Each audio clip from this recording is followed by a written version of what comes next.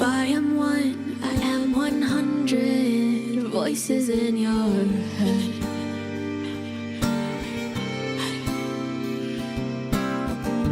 With every twist and every turn, pulling every single thread.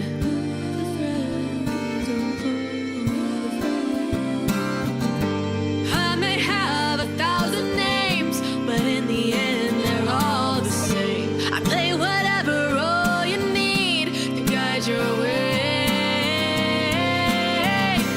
Welcome to the Matrix, where I am your god. It may be a simulation, but I ain't no fraud. I play your friend and your foe, design your joy and your woe. And if the red dress caught your eye, I'm doing something right. Welcome to my world. Let's see who comes out to play tonight.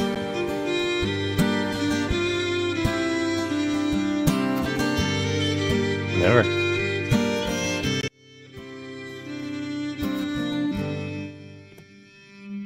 Welcome back, everyone, to Martyia! We are, for the win, your favorite weekly Wednesday D&D live play.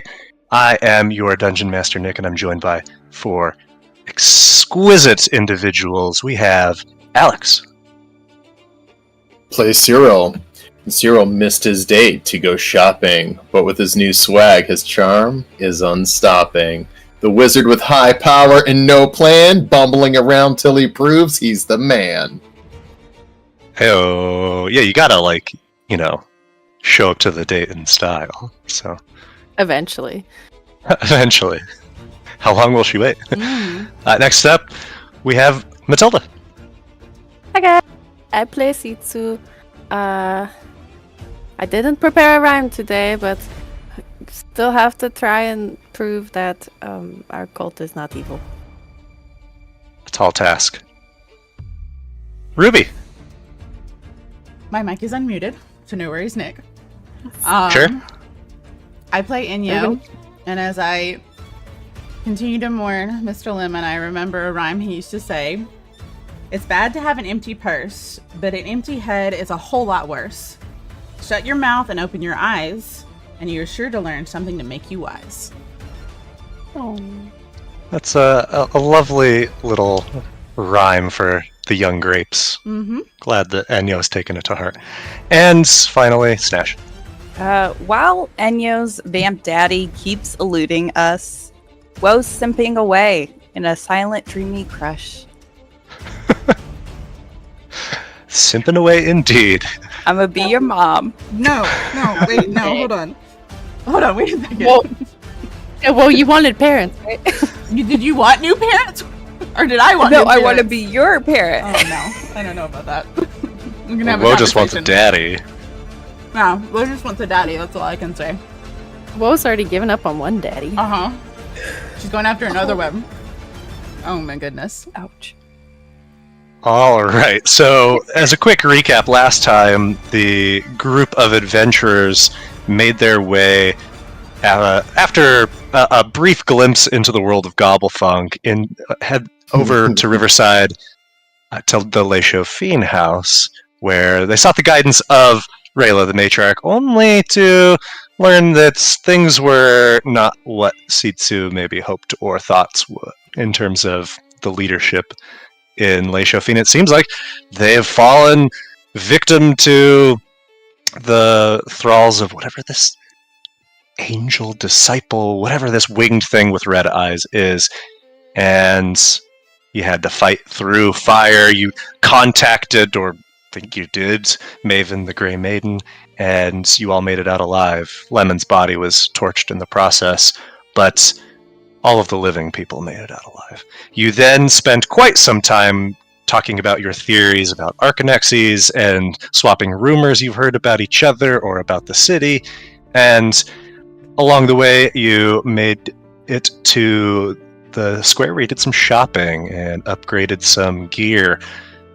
But the majority of what you bought has latent magical properties that won't become active until you activate them with archanexies. And that is where we left off, inside Bartleby's book nook, after you just received 2 tomes, a book on the 5 families, since now Enyo's questioning her origin, Thanks, as C2. well as a old book of fiction called The Silent Century. It is at this point around 3, 4 in the afternoon. The sun is low in the sky. What are y'all doing? Cyril's activating his thingy with an Arcanex. I believe I have a ring. Inside the bookshop? Yeah, I'm gonna go find a corner that I think is quiet-ish. I can't wait! Cyril, absolutely champing at the bit, heads to a corner. You pull out your Arcanex, touch it to the ring. It glows bright white and then deep black. The light fades, and you see that onyx band is now filled with a faceted moonstone. And there is a 2-headed dragon sigil that is etched into the largest facet of that stone. And Cyril, you are welcome to share or not share what this ring does, but I will add it to your inventory. Awesome. That's exactly what Cyril needs. More chaos. Mm-hmm.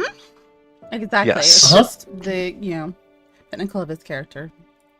Continue to expand With on the chaos. books that we picked up that were considered feats, could you send those to us? Are you taking an hour to study them? So it's 3 o'clock in the afternoon now. If we want to activate everything and take an hour to study, I don't see that as being a problem. But I kind of want to point out, I know we sort of wrote them off, but if all of Le Chauffin is being sacrificed, they're gonna have a hell of a lot of Arcanexes. mm-hmm.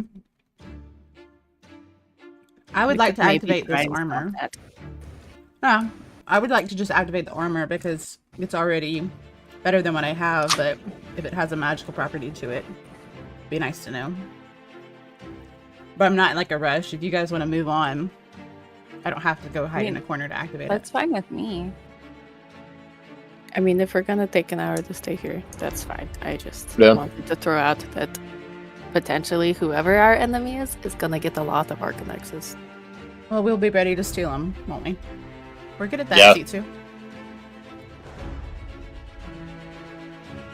So, Enyo, using an Arcanex on your armor? Yes, Lemon's Arcanex is still held close to Enyo's chest. She's not using that.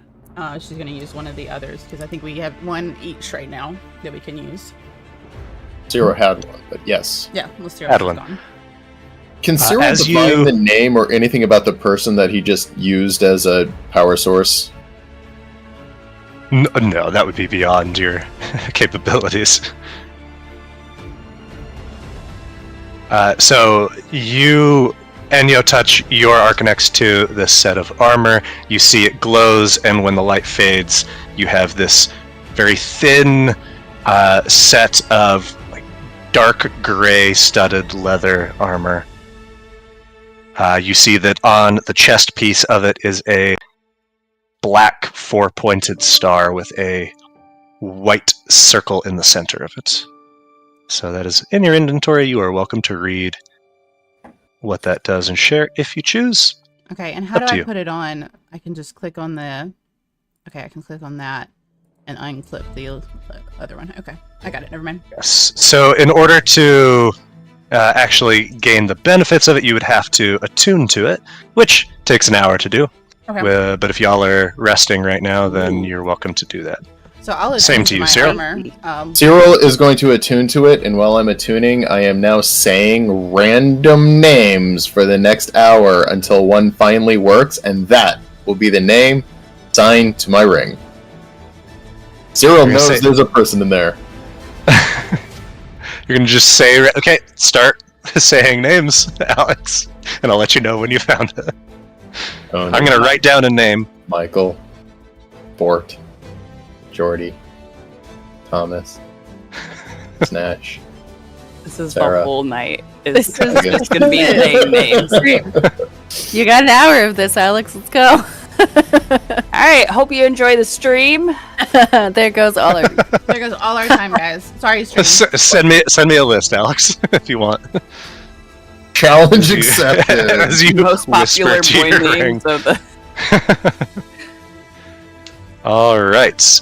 So Cyril was attuning to this ring, Enyo to her armor. I would like to take my Arcanax and activate the compass type thing for Lyle, or have him do that. Okay. And then I would like to read How to Train Your Dragon. Okay. And if possible, I would really, really, really like to kind of look into the Silent Sentry, but do that with Cyril's help, if he'd be down for that. Certainly. So let me... It's a lot. You have his character, access to Lyle's character sheet, so Okay. you can see what it is that he just got. I don't have access to it. What I double click, triple click, quadruple click. are you sure? Am I still paused? I'm still paused. We're all Yeah, still we're paused. Okay, sorry about that. Let me see.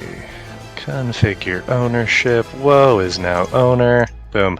You can check out Lyle's stuff. So you are just down to the OG Arcanax, right? Well. I think technically Enyo, you have it right now. Oh, okay. Then let's give Which that Arcanax are you to using? I used the Enyo. OG. No, I used mine. No, I was gonna say that. Yeah, I'm holding on to the lemons OG. and the OG right now. Those were the only two we said And- we weren't gonna use. Sitsu has one. Yes, and that's the one you can use for whichever you like. Ooh. So as you read through the How to Train Your Pseudo Dragon Volume 2, you are learning various tactics, training methodologies for bringing out the best in your familiar. It talks about setting clear boundaries and developing a relationship of trust, and how if you're not perceived as being like the alpha in control, that your familiar is just going to walk all over you. And as you are trying these, or like, are you actively trying out these training techniques? I It's like mean, in my hiding- own way. Probably. in- Cover so Gobblefunk can't see what you're reading. There is a chapter that is on all about like sentient verbal familiars, and one of the first things that it talks about is that it is important to not treat your this type of familiar as less than or inferior, but like part of the team, and that they often respond well to praise and to incentives, and that seems like certainly something that you've noticed in Gobblefunk. But by the end of this time, you now have the familiar master feat, You're just which I gentle parenting. realize what I told you last time was the first draft of it. It's very similar, but it's slightly different. If you want to check that in your features tab, Gobblefunk is already equipped with those upgrades. Sick. Terrifies me. Can I use the last not lemon or OG Arcanax on the sickle? I see that you have 2 in your inventory. Oh. Then I have the OG and lemon, so no worries on that one. If I have 2, I will use both of them. Los dos. Okay. The sickle So- and the breastplate, then. The sickle and the breastplate, those are gone. The sickle, as you touch the Arcanax to it, it glows momentarily like midnight black, and then this just radiant moonlight white. And you see this sigil of moon phases etched onto the blade. The handle is this like dark ebon wood, feels so utterly smooth in your hand. And I will pop that in your inventory.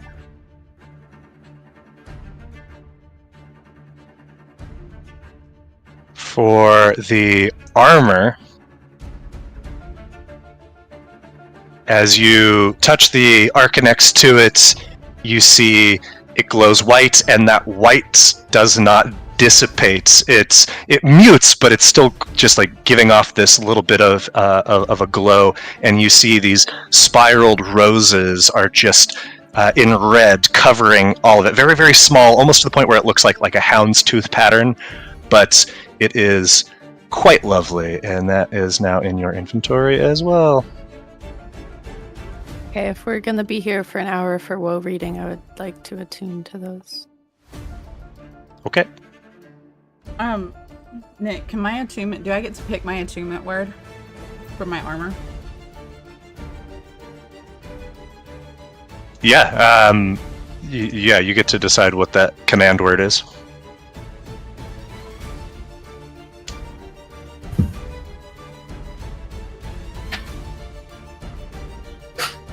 And can I clarify, so like, with the armor, I activate the spines, but I have advantage automatically on grappling?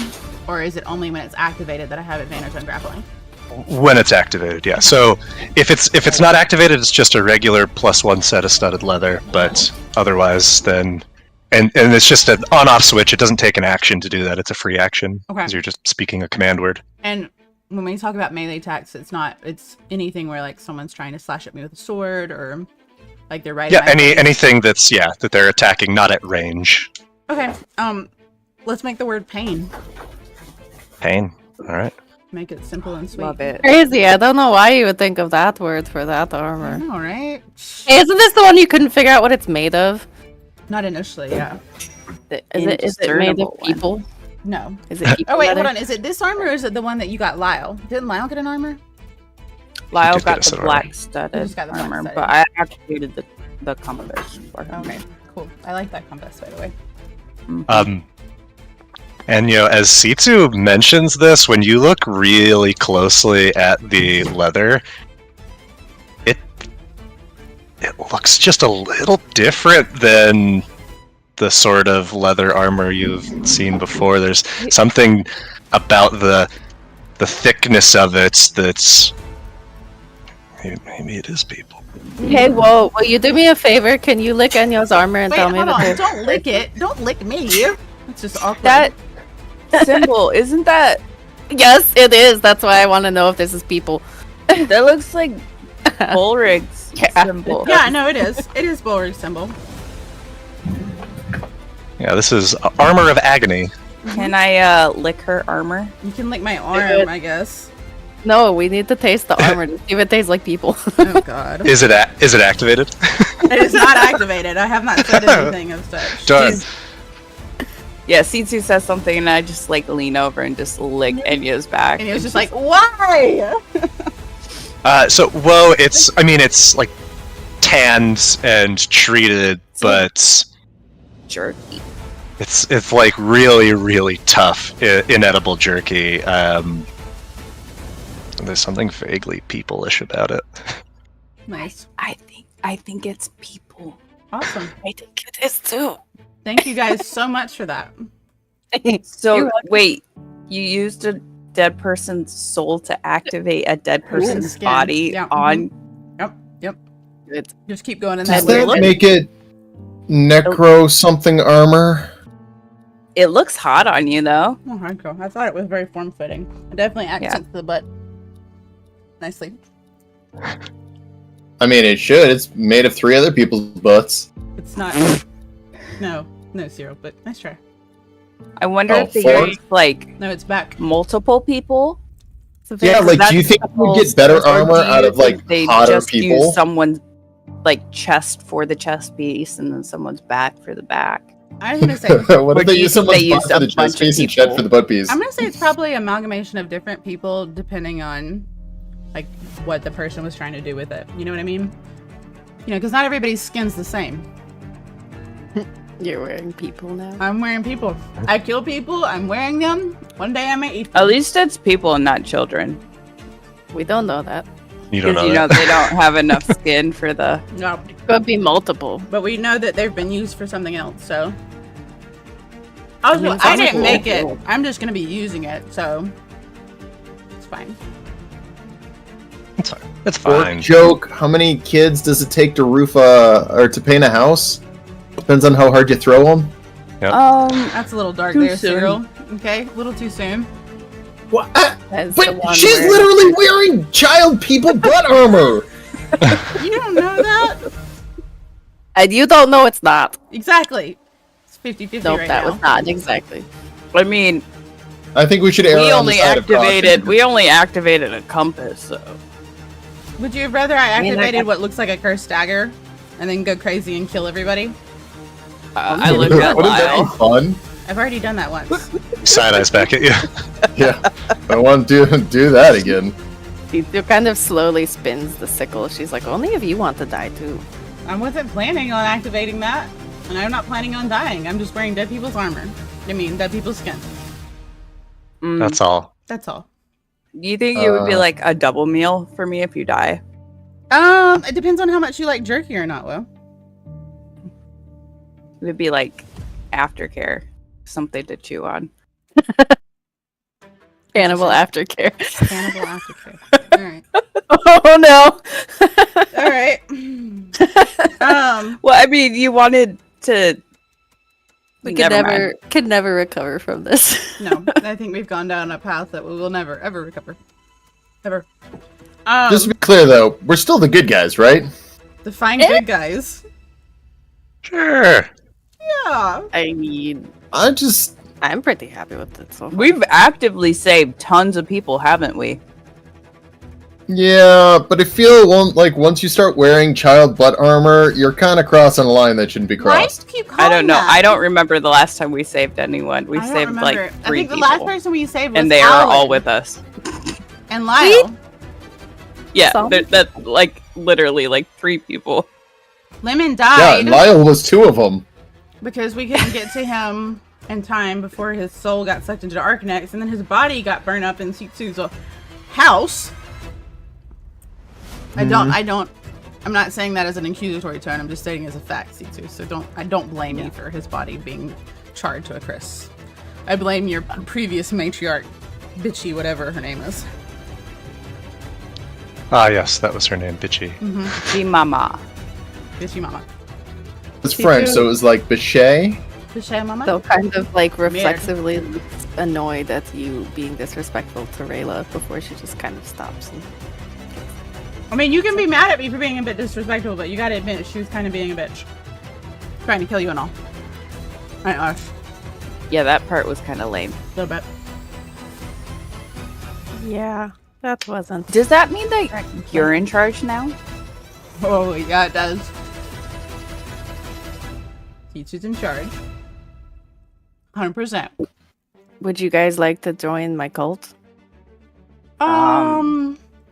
Is there pay? Cyril's the only one interested immediately. You kind of gave me a crisis of identity not too long ago, so until I figured that shit out, I'm not gonna join anybody's cult or subscribe. Oh to yeah, you anything. mind fucked Enyo. There could be pay in the form of a signing bonus. I'll give you some stuff for joining us. Let's see, Will. Not saying no. Sitsu holds out the stuff she took from Cyril that he stole. A bag Oh. of candles. I got a rapier just like that. No, you don't. Yep. Check your pockets. If anybody wants to roll some hit dice on this rest, you're welcome to as well. Thank you. Short rest, short rest. Short rest. So, I mean, like- the only damage I got was from Cyril, so. Yes, I'll roll a hit Feel dice. partially responsible. Well, you should. I'm just gonna. Always use your hit dice. I'm trying to. I don't know where they are. Yeah, I'll go ahead and use one more. It's not like I'm gonna worry about it. Operation. Wait, Big do I have to money. say take There a we go, rest beautiful. before I use them, or does it just let me use them? All right, I'm fully back up. Just. Yeah, if you click on short rest, that should I got it. do it. Okay. Back at it. Well, Mm. Sitsu, did you need help with that? Oh, you know you got it. I Okay. found it. Huzzah. Huzzah. So, as you're whoa, you have the copy of this book. When you look over it, it doesn't really mean much to you. That it's like you can half read it, but it seems like the common tongue has evolved since it was written. It would be like trying to read a copy of Beowulf in the original, where you're going to recognize some things, but the broad story is going to be lost on you. Specifically, I wanted to see if Sarah would help me with comprehend languages. Of course, Cyril would help you. You don't fluently know Middle English? Not whoa. Are you saying Stash knows Middle I English? wanted to work together, like. Oh, they're researching. We could pull Lyle into this too. He would like this. So is this after our hour of Good. attunement part of and it. everything, or is this going to be a part of our attunement? I'll give it to you as part of this. Yeah. Okay. Because I wanted to say, if I was done with my attunement, could I read the Asher Heights history book? If there was time? Oh, For I sure. want to go help her with that while they're doing the silent sentry. Come on. So let's start with you also. Well, I guess, Cyril, it's going to take you, or I imagine casting this as a ritual. Yeah. So it's going to take you a little time before that pops off. But eventually it does. In the meantime, though, Sitsu and Enyo, as you're pouring through this, Enyo, this is a thick, thick book. Just flipping through, you see that there is like a whole section dedicated to each of the families. As you're flipping through, you see that each one talks about, like, geographically, like the importance manners of their estates. It lists the history of individuals, at least the known individuals, and the family trees go back for centuries. As you're looking through, at least 700 years. Okay. And so, where are you beginning your search? Hey, as C2 has come over to assist me, I guess, is C2 and Alan coming, or is it just you, C2? I don't know what Alan was doing. Lynn's probably helping. Okay. Yeah. So as we lay it out, I'm gonna be like, all right, you mentioned The Greymoors. the Greymoors, right? Do you think we should focus on learning a bit about them first? Because that's the rumor you said you heard, right? Which, I mean, honest, I still have never heard of before, but... Yeah, I mean, I would. That's who I'm kind of curious about first. Okay, well, let's focus on the Greymoors. And so I'm gonna flip specifically towards the section, or open the section that is all about the Greymoors. And as you're reading, so go ahead and roll an investigation at advantage since you are being helped. There's a lot of information to pour through. It's really dense in its writing. This is not something that's like, ooh, how captivating, It's kind of like trying to read through an encyclopedia. Right.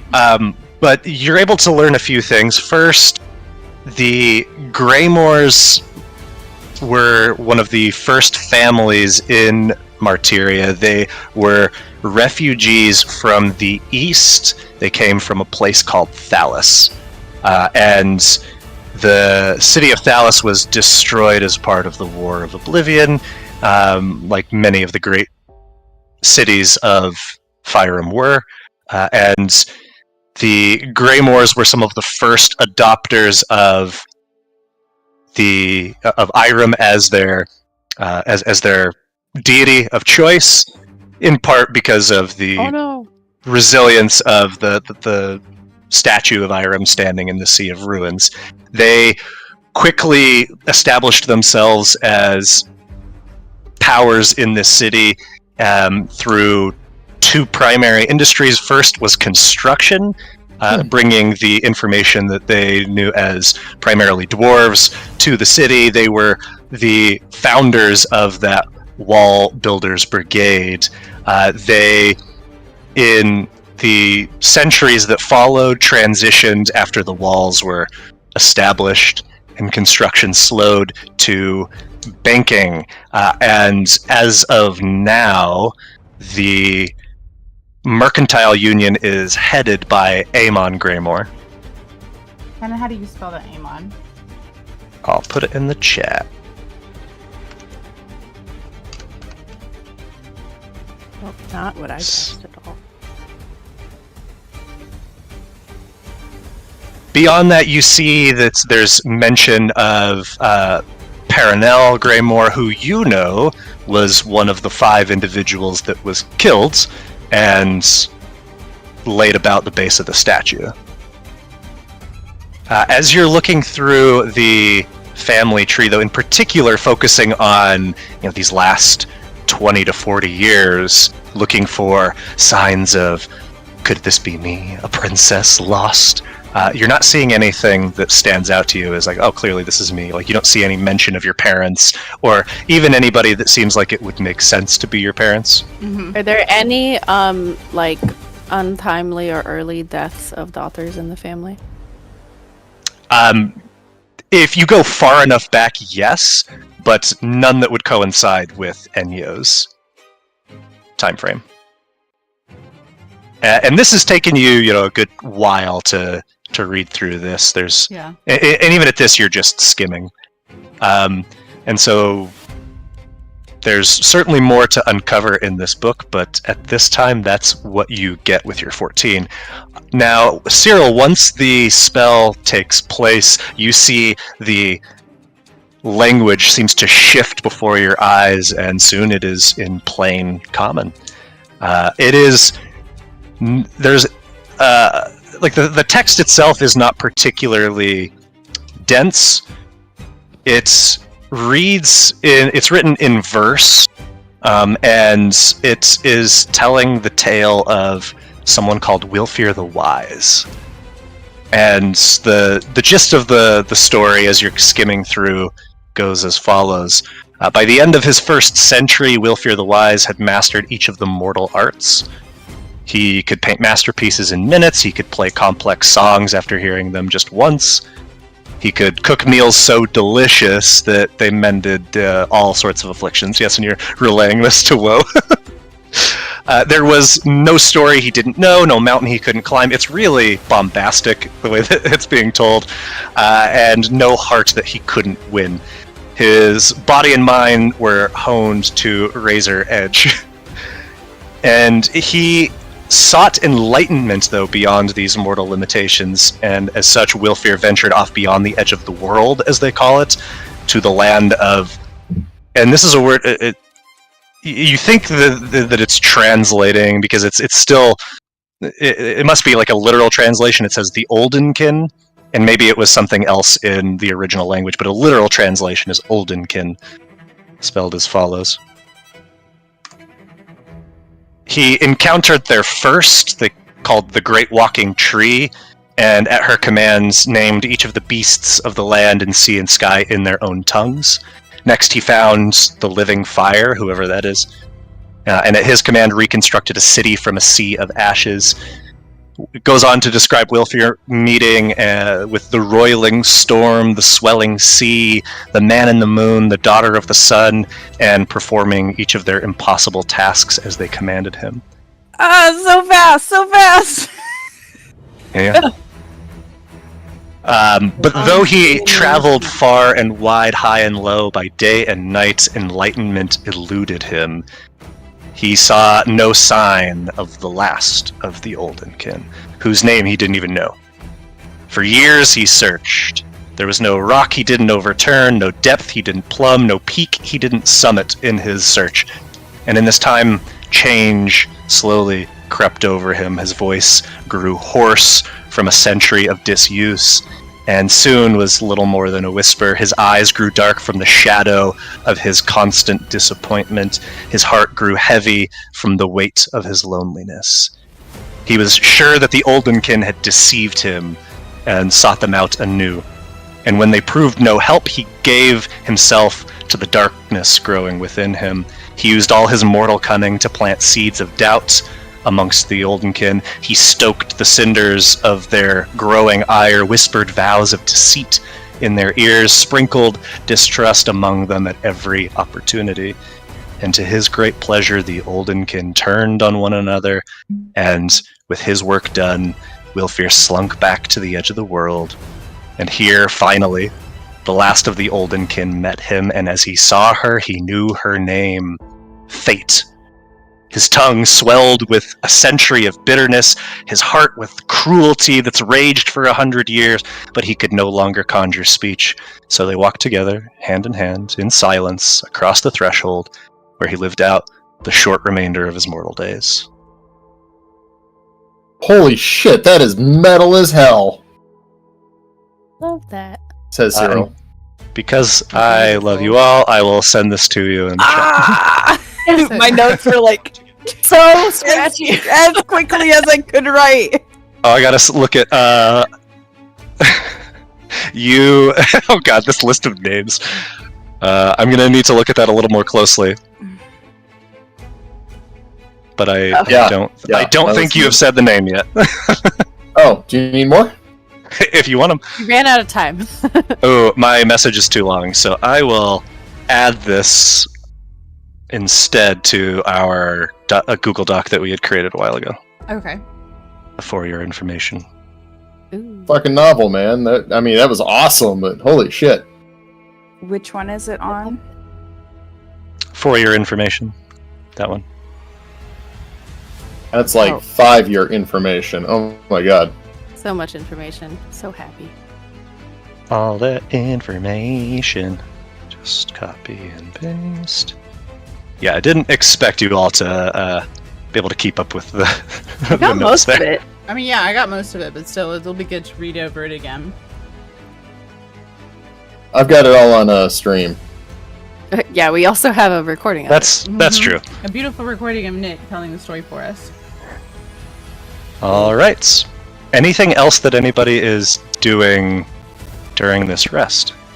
Is there how much time is left? Because I would. I mean, like you to... can take as much time as you want. Well, I'd like to. After Cyril recites all that, he lays down for a cigarette. I would love to go through my missives just to see what I could find that is either new or something that might be of value. Okay. Roll an intelligence check. After helping her read the book, can Sitsu and Aolin sit down and try and think if there's any sort of sacred to Maven place that the cult might have done their sacrifice, kind of like the Druid Grove for Durelion? Yeah. Enyo, as you're looking through that most recent one that you found that's directed, you feel like it's directing you to go back to your Genesis. You feel like there's something, like some little Easter egg hidden in here, but you can't figure it out. I'm surprised you made me do intelligence. You always did an investigation, but okay, thanks. Well, because this one, like you investigated this. It's just, can you figure it out? Can I share it again with Sitsu and Alan as they're next to me, and just have them read through it and them try and decisive, like dig it out and see. I know we have it, so I can pull it up, but The missives, the ones that we can't read. yeah, the ones that you technically can't read. So it's the one that's Enyo, why do you keep showing me blank papers? Okay, I'm gonna read this to you, okay? Hold on, let me make sure I get the right one. Okay, hold on, let me make it bigger. Let's try and make it bigger. Okay, are you ready? I want you guys to just think about this as I read it. Each has... I can't very well read it because it's so small. Okay, each has beheld the relic with their own eyes and drank of its fount. None would betray... I can't even see that. Betray it or her, and not for riches nor fame. You must understand, on each the Night Queen conferred the trust, and on each she bestowed the blessings. Exceptional might, near limitless power, youth eternal, omnipotence. How do you say that? It's in cursive. Help her, Nick. Help me. Stop eating. Omniscience. This is my one shot. Ambiguity, everything. Now, do you understand? Question mark. Yearn for it as I did? And it's a question. Or will you remain content chasing shadows and ghosts? Another question. Enough games. If you can face the truth of who and what you are, then meet me at your Genesis, and I will guide you across the threshold to your destiny. I can try and read that again. It's hard to read. He has very pretty flowery handwriting. So, okay, hang on real quick. Can you that list bestowed the powers use Mike? whatever. Can On you read those each- again? On each, the Night Queen conferred her trust, and on each she bestowed her blessings. Exceptional might, near limitless power, youth eternal, omnipotence, omniscience, ambiguity, everything. Now do you understand? Question mark.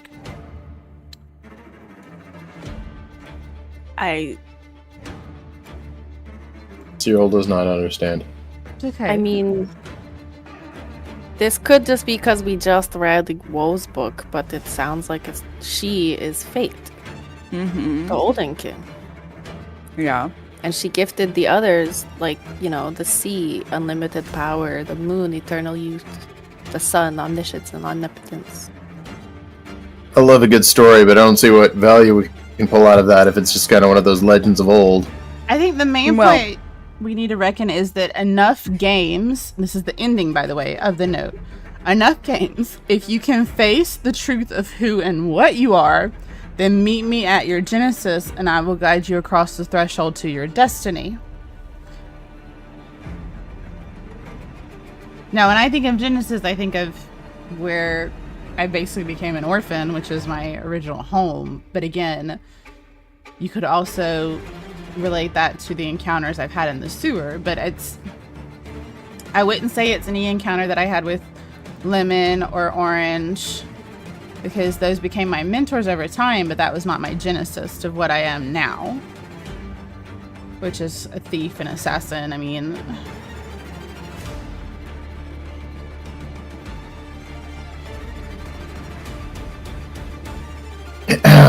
Why don't we just like knock it out one by one, right?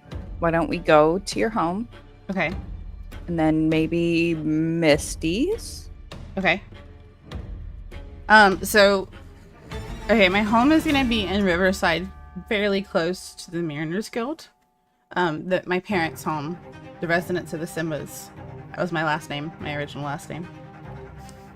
And, I'll go ahead and let you know that Kivas Rainier, wait, did I say that right, Nick? Kivas. Kivas Rainier, his son Caspian was my best friend, first crush from Your when I was very Lyle? young.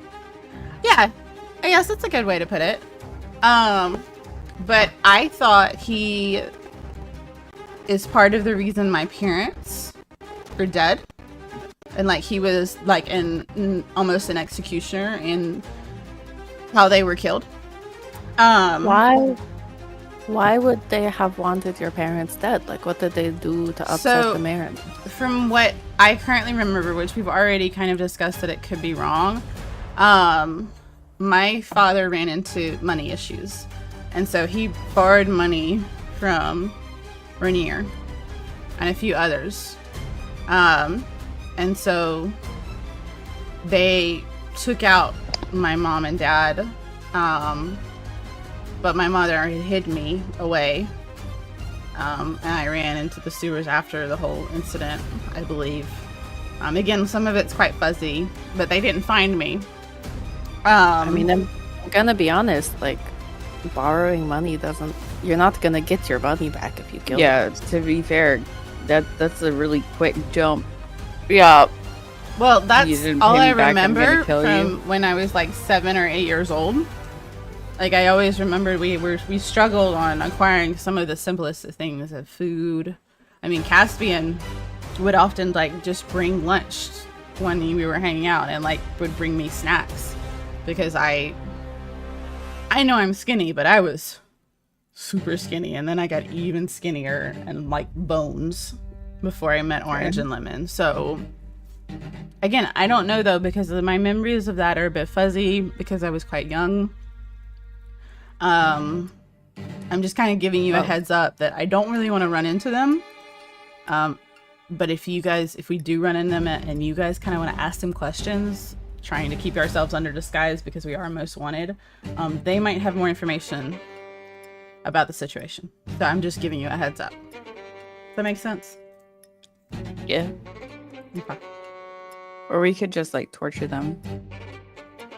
I would really enjoy doing that. That's kind of another big jump, but okay.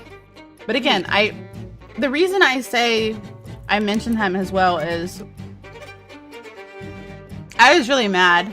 I mean, come on, I was quite young, but I was very mad because I thought Caspian, his father, like everybody in the Mariners Guild was against my family, and I don't know, they always, at first it seemed like some of them wanted to talk to me, especially Caspian, but I never gave him the time of day. I ran. So I never knew what they actually wanted to say. So if we find them, is there some questions that you want us to ask? I think we should ask them, hey, you know, we're digging into the Simba family. Why were they killed? You know, we went by their, you know, we were in the graveyard. We saw what looked like a young woman, you know, cleaning off their gravestones. Do you know anything about her or about the cause of death? Anything that could, I don't want us to dig up any more enemies, but you've already kind of showcased a few rumors about me not even knowing who I am, and I don't even trust some of my memories now as well, and I've had an active discussion about that. People keep telling me, supernatural beings, this red-eyed freak of a monster keeps telling me to remember and asking me if I do remember, so yeah. Anything that could shine some light on what happened back, you know, what was it, almost 12. How old are you? I'm 24. Do you remember? I'm 24. My brain doesn't remember if I was 8, how many years that is. When do vampires stop aging? I wouldn't know that because I'm not a vampire. Insight. Okay, sure. Roll it if you want. Well, Guidance. Alright. You see me narrowing my eyes. I have a -1 to my insight. God. Beautiful, beautiful, beautiful. Oh, did it not show? No.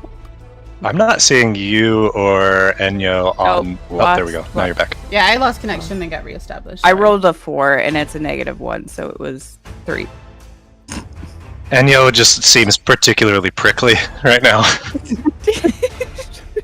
Like, whoa, I want to learn about that type of stuff. I'm not actually a vampire. You do know that, so right? you're just into vampires. Yeah, like one saved my life ages ago, and I would love to connect with them, but B1? Oh. Yeah, that would be cool. I mean, you know, I'll drain the bodies and then give you the bodies for food. You know, it'll work out.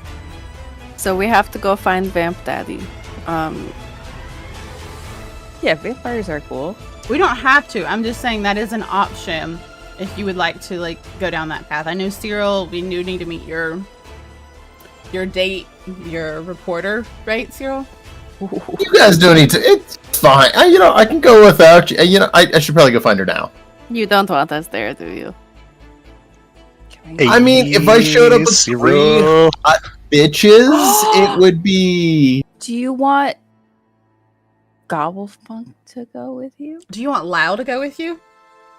Don't send Lyle. Oh, okay. He's terrible never mind. with women. Oh, what about I- All right. I mean, I'm gonna be honest. I think Gobblefunk could be a great wingman.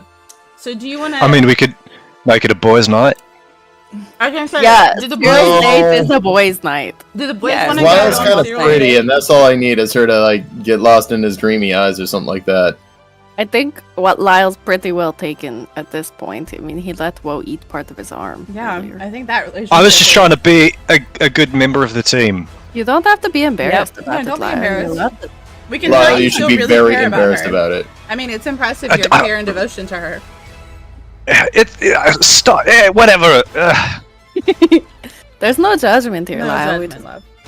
Yeah, I mean, None. I was gonna take my girl out for a bite to eat, so no. Well, if we want to Go split stand up, over here. we can go to Riverside, and you, Lyle, and Gobblefunk can go check out your quintessential date from the newspaper. It might be a trap, so not going alone is probably a good idea. That's very important. Yeah.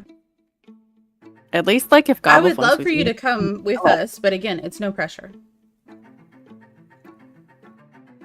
Yeah, at least if Gobblefunk is with you, he can come tell us if you get, like, kidnapped again or something. You know, I mean, just I don't know, Gobblefunk. Do you think you and I should like head over there, or should we all stay together for the group thing and just like hit up my date later? I mean, I'm always a fan of you, Cyril, slinking off by yourself. I'll come with you, so I guess you won't totally be by yourself. Awesome, let's do it, buddy. Hold on. What's your favorite animal, Cyril? I've never thought about it. I would say I like tigers because they're like the best of both. Like a normal, smaller sized animal. Oh, Like a cat or a bird or I like like a, German like shepherds a pigeon. and bats. yeah, okay. I guess something smart and can kind of talk a little bit. How about something like a raven? A parrot. Oh yeah, a parrot. Yeah, one of those like squawky parrot things. Could you show off your skill set? Yeah, I mean, I guess. Can you give me a drum roll? Drum roll? Sure. I'm gonna illusion up some drums. And you see Silent. Gobblefunk. There is a poof of light, and he becomes a raven. There you go. Nice. If you need him, he can pop out of it. But so then, just think about your date. She won't be intimidated. Still be by less Goblin. off put by like a talking raven than a small little Gobblefunk, yeah, you're right. Yeah. Person. Whatever Gobblefunk is. Do you want Lyle to come with you, or do you want Lyle to stay with us? Nah, he's good. Okay. All right. Well, He should probably stay with you because Nah, you're these good. girls can protect him. I mean, if it's, I get the feeling that no one really wants me around, so maybe I'll just stay here and read some books, make myself useful. I never said I You didn't should go want with you around. Cyril, so that if you need to, I know, babysit Lyle. Come on. you guys can find your way back to us wherever we end up being with that compass of yours. Alright, good point. Is that a bad at navigation joke, or are you just trying to brag about your compass? Is that It's- what you call it? You guys are the worst. Oh, you know you love us. We grow Always. on you like a fungus, Lyle. So they creep up on you. Even if we've murdered someone Yeah. you loved. Super hard to Oh, get rid of, too. Hey, you did that. I don't know what we're talking Yeah. about. That's Alright. You want us. Fine. Thing. Okay, have fun on your date. Have a Yeah, it's beautiful gonna be a- time. Total blast. Lyle, do me a favor. Draw a picture of her as best you can so we know who Cyril's dating. Yeah, I can do that. Sweet. I mean, like, I guess, Cyril, I gotta know, what's my role in all this? Like, am I just hanging out, like, 5 feet behind you, taking notes? How's this working? Oh, I don't know. Do you want to be like my retarded cousin or something like that? I'm just like taking care of you. That would show that I have like that whole Wow. I'm a nice guy thing. I don't know. Way to insult his intelligence there. What? No, I'm not saying he is retarded. I'm just saying like, I mean, compared to me, he is, but wow. it's not Even saying better. much. Let's I swing think- for a different descriptor. Yeah, let's. All right, fine. How about you can be my friend whose friend murdered your girlfriend, and now you're just some lonely guy. Well, can you make me look like something else, like you did with Gobblefunk? Hi, illusion, just a porn star mustache on him. How's that? So Huh? he turns Huh? and he gives you a little smolder. He says, "I don't know. You tell me." All right, you'll just be my friend. It's fine, and you can be my friend from another table and just make sure nobody sneaks up on me. Because every time I seem to hang out with her, there's like syndicate people around. It's really creeping me out. All right. I guess I'll just keep a distance, Yeah, But, let's you do know, that. not too far. All right. Cool. Sounds fun. I have a boundary question. Yeah. How do I put the actions into my little hotkey bar again. Oh, you just drag something from your character sheet onto that spot. What are you trying to? I can't put it there for you. It's a you thing. I'm trying. Okay, I'll figure it out. It's the only way I know how to do it.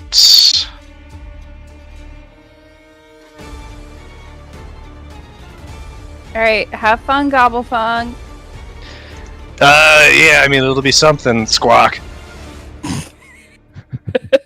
Love What the that. heck? Love it. Oh, your Oh. disguise is so good. Yeah. Amazing. Caca, I'm a bird or whatever. Or whatever. You just hear a raven. I'm a bird or whatever. Going down the street. All right, so you all are heading where, ladies? To To the Riverside. Mariners. Near the Mariners. Okay, you're heading to Building. Riverside. We're And heading So- to the Simba House. residence, wherever my parents' home originally was, that you placed on the map. Yeah. And Cyril, where are the boys going?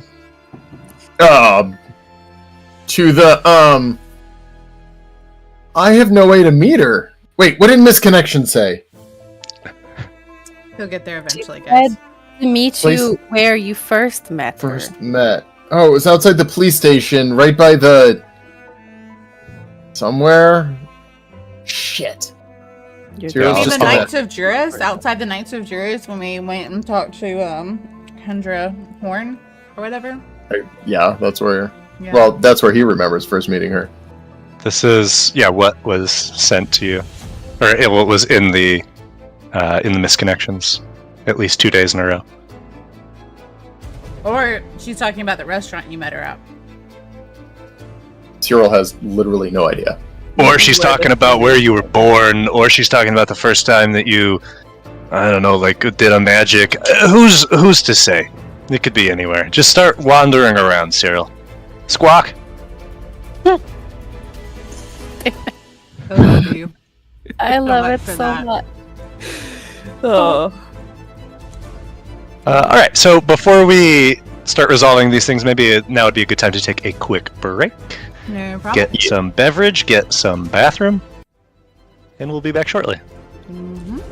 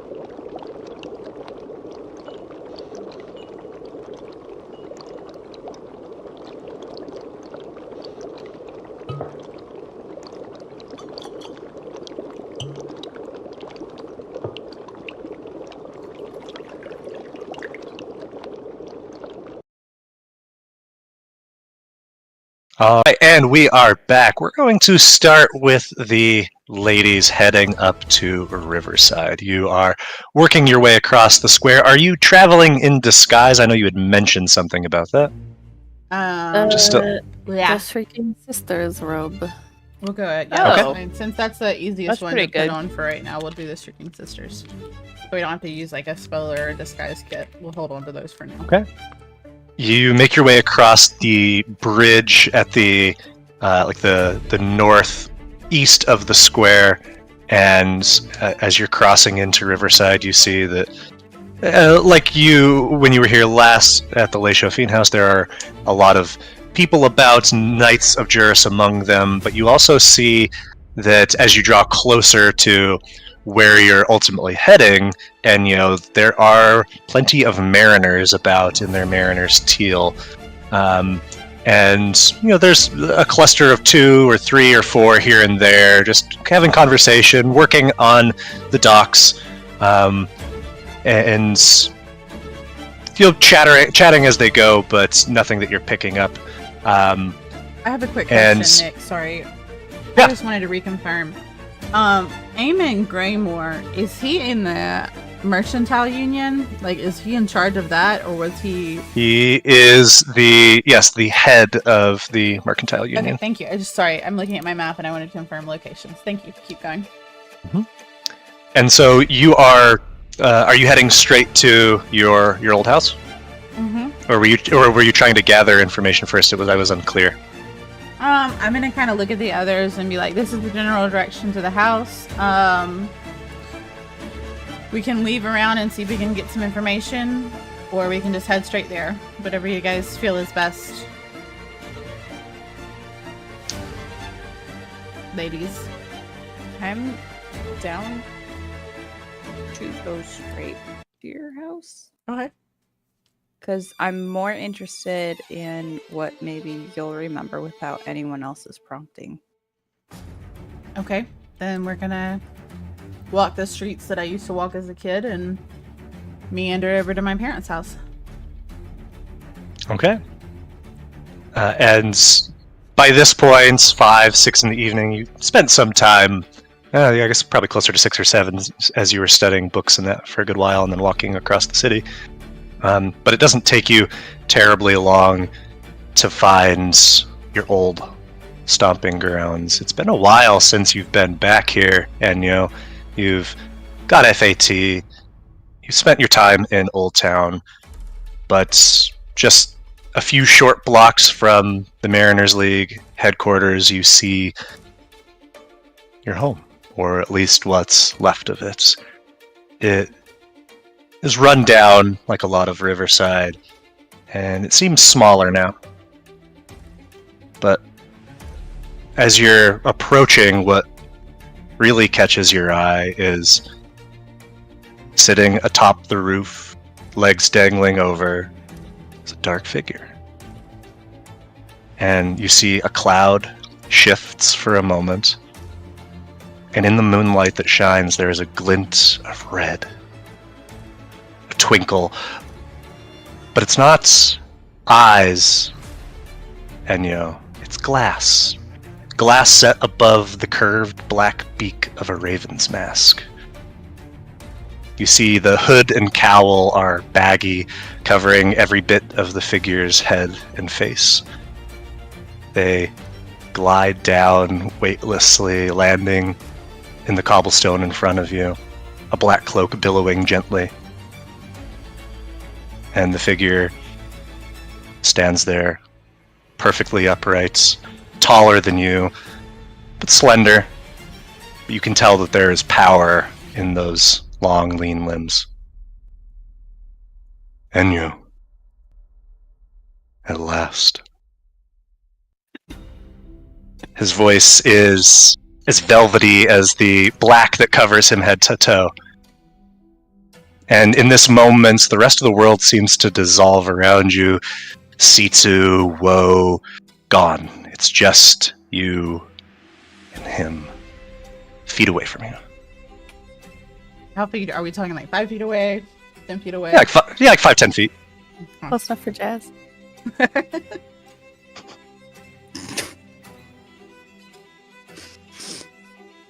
Do I know you?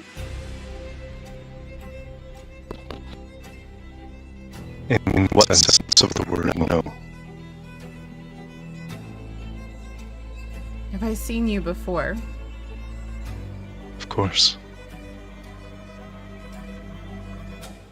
Were you there that day in the alley? Was that you? The alley.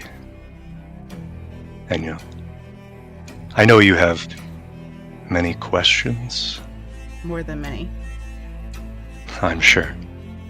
But I have only one for you. And I will ask it only once. So think. Are you prepared to face your past?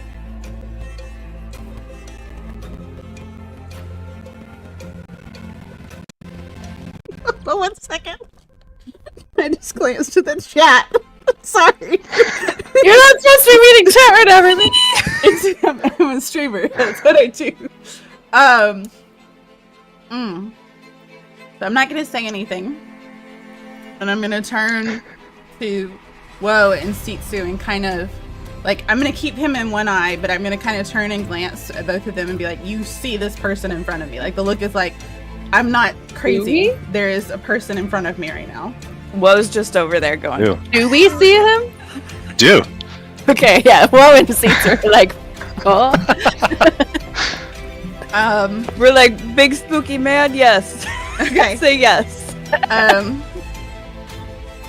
Enyo looks at us and just kind of shoot her back. Shoot her away. Okay. Enyo just kind of fearful, but starting to get excited. She's gonna take a deep breath, and she's gonna say, "Yes, I am ready to face my past." Then come with me. And he reaches out his hand to you. And before I take it, I'm gonna hold my hand out, sort of like I'm almost gonna take it, and then pull it back a little and say, "My friends." We will not be long.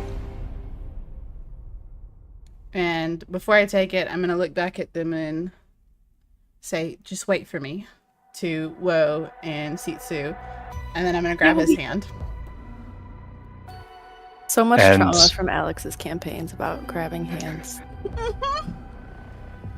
There So much is drama. a cloud of shadow that envelops the two of you, and a whirl, and you're gone. It doesn't take long before the shadow fades from around you, Enyo, and you realize you are inside the boarded up building you just stood outside of. You are inside your old home. You're standing in darkness. It's gone to wreck and ruin in the decade and a half since you were last here. And you see that there's graffiti and holes that are covering the walls, debris littering the floor, the scorched remains of an uncontrolled fire pit marring the center of the living room. But there are still flashes of familiarity. The green glass light fixture in the bathroom is somehow still intact. That rusted spot in the kitchen sink that looks like a cat arching its back is still there. The dated notches on the hallway doorframe marking your growth still there. It is a bittersweet homecoming, this return to the corpse of your house. Everything is still and quiet. The raven takes off his gloves, exposing his pale skin. His fingers are long and slender, his nails even and clean. He holds his hands to you, palms up.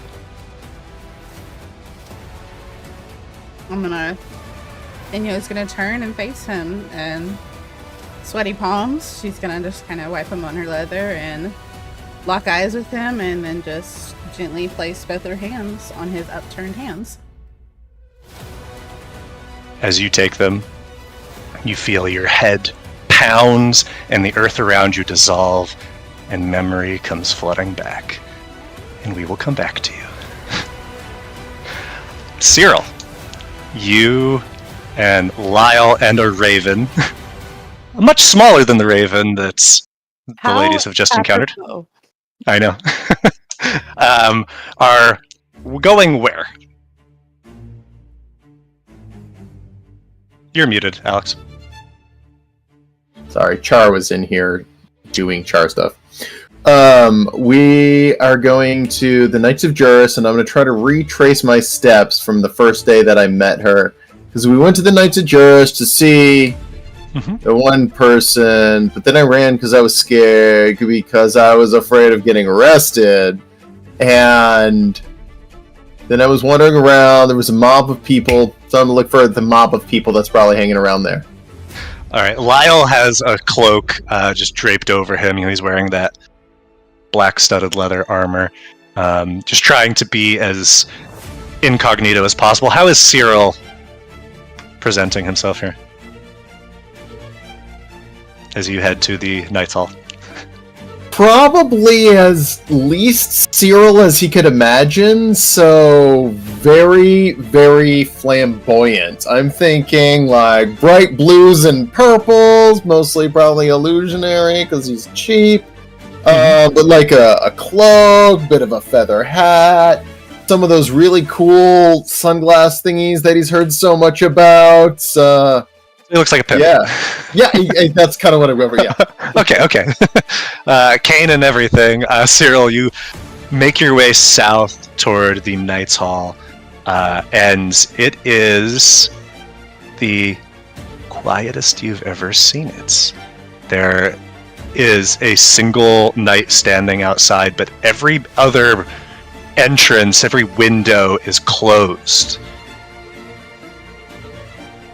Go ahead and make a perception check.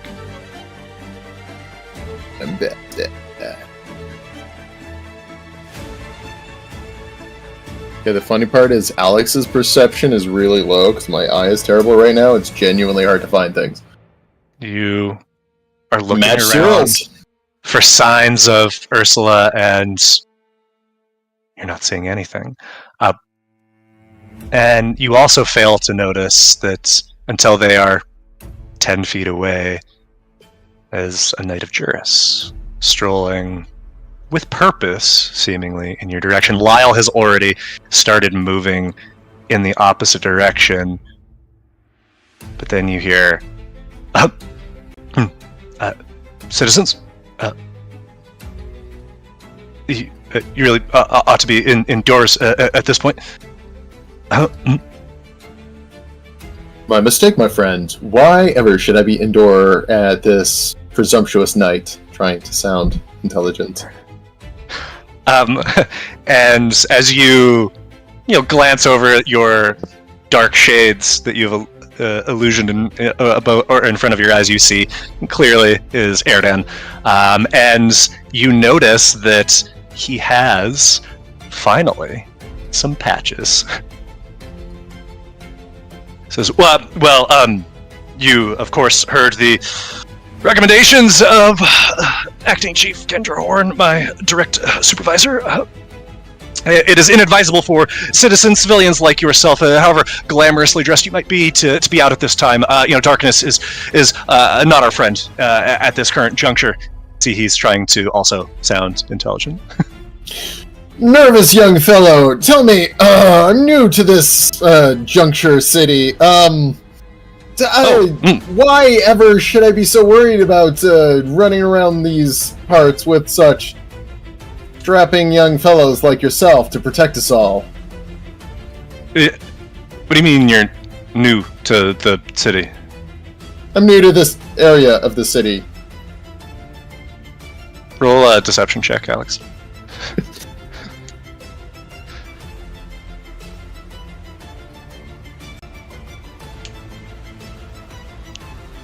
All right, let me. I was there for this. Let me get Erdan on the map so I can roll an insight check. I wish we had Woe there. What would this I've been loving this. They're 2 peas in a pod, ladies and gentlemen. 2 peas in a pod. Oh, well, someone as stylish as yourself is certainly going to attract, a lot of attention. You know about the murders, yes, of course. Attention is the point. There are night birds They're lurking, not so much and they might see you as easy target. I don't want that to happen. You might want to consider more muted colors. No, I will consider that. So tell me, I'm curious because I'd like to stay up on local smashing affairs. Those patches of yours look brand new. How does one earn such a thing? Oh, yes, these are rather new. I've proved myself to the knights. I was a cadet until recently, but I am now a lieutenant. How does one earn lieutenant from cadet? Oh, well, you see, I've been rather instrumental in helping piece together this mystery that is afoot. The Nightbirds, you've certainly heard of them. We were just talking about them, but, well, I was pretty important in fingering their identities, as much as it broke my heart to relay the information that I relayed. But yeah. Smashing, my friend, smashing. Tell me, how did such a young cadet come upon such important information? Oh, that must be an amazing story. It's all about being in the right place at the right time, following hunches, you see. I have what's called insight, and I'm just really good at reading people, like I read you like a book. And he's kind of holds his head. You are eclectic and exotic. You've seen strange places, yet you also have a fear of being alone. I'm right? Is this projection? Fear of being alone, yeah. But that's why I always travel with my little companion here. And I poke the bird. Squawk. Oh man, Gobblefunk would recognize him. Well, it depends when Gobblefunk got his memory reset last. Well, my friend, thank you so much for telling me all of that. I'm very impressed. You seem like such a good young soldier for fingering the enemy and knowing exactly who they were, breaking such a important case. You're quite a special soldier, aren't you? I certainly am. Remember the name Erdan. Going places. I absolutely will. The kind may of very man well be who the would next fine- chief of the Knights someday. Indeed. You're the kind of man who, I believe, could hold off an entire army by himself, being the lone man on a wall. I'm gonna talk to you later, Mr. Erdan, and walk away. What did you say your name was, sir? Peapod was. My name? Bartholomew Raven Shoulder, and then walk off. Your ring begins. No, just kidding. You walk off. Lyle is already in the distance, having separated himself from you. What the hell was that all about? That motherfucker was the one who squealed on us. I really wanted to kill him there, but I feel like Woe killed him once already, so I think we're even. That's Woe's boyfriends? Well, Oh no. yeah. Oh my She's that's the rebound that she left you for. Or however it worked. I don't know what Woe told you. Not that it matters because, so much things have happened since then, but I broke up with her. Yeah, she said that. She said when you guys broke up, you said, "Oh my god, I'm never going to be the same. It's like a piece of me is missing," is kind of the story I got. So, I mean, yeah, I think in as many words, yeah. Yeah. Yeah, alright. Fine, whatever, Mr. Big Swinging Dick, let's go. Where next? Because that was clearly a bust. Yeah, we're going to a restaurant. Going to a restaurant. Yeah, it's one of the nicer ones. Honeycrest, something speed. Father Carlisle. Oh, God damn it. Cyril just starts walking off in some random direction. North-ish. North-ish. Are you trying to head to the restaurant where you had your first date with Ursula? Yes. Divina or whatever. By Devise, yeah. So Yeah. we will come back to you all, Enyo. As this memory comes flooding back to you, you are in your room, sitting in the center of your bed, with covers drawn over your head. There's a small lantern lit that illuminates the treasures you have spread out before you.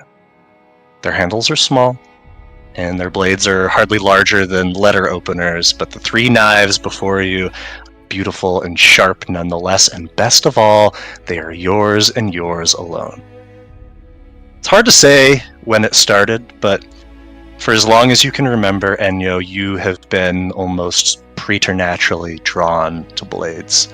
Kitchen knives, your father's straight razor, pocket knives, a harvest sickle, all of them. Perhaps it's the shine of the metal, the perfect lines and curves, the tapered points, that feeling of power and possibility. Whatever the source of the magnetism, blades have always felt like home in your hands. It's almost as if they sing to you, a siren song. And when you were 2, your parents inexplicably found you underneath the kitchen table with a cleaver in your right hand and a mangled potato in your left. A year later, they confiscated your father's filleting knife and the doll heads that you had used it on. And what started out as just charming anecdotes soon became a legitimate spot of worry. Any blade that wasn't locked away inevitably found its way into your hands. And their greatest shame came when you were ultimately prohibited from coming with them to work. They used to bring you with them to Asher Heights while they worked the grounds of Bright Harbor Manor, tending the gardens, maintaining the mausoleum, cleaning the pond, and so forth. But the day you used a pair of garden shears on some poor woodland creature, maybe it was already injured, maybe not, was just too much for the Rainiers, and thus Master Kivas forbade them from bringing you. Your parents were embarrassed and, of course, furious. Therefore, if they ever discovered the secret stash that you have laid out before you now, you'd hear no end of their rage, so that's why you hide them. Your fingers run the length of the nearest handle, tracing the simple grooves carved into it. Your parents are in the living room playing cards with Aunt Kella. She's not really your aunt. She lives 2 houses down and watches you during the day while your parents work. She used to have a daughter, but something bad happened to her before you were born, and your parents told you never to ask because it would be very, very rude. She is the closest thing to an aunt and to family that you have. In the room beyond the door, their conversation is loud and filled with laughter. But suddenly, the laughter dies because there is a sudden loud crash. You hear new voices shouting, chair legs scrape on hardwood, a plate breaks, coins clank on the ground, there's grunting and yelling, and you hear your mom cry out in pain. What do you do, young Enyo?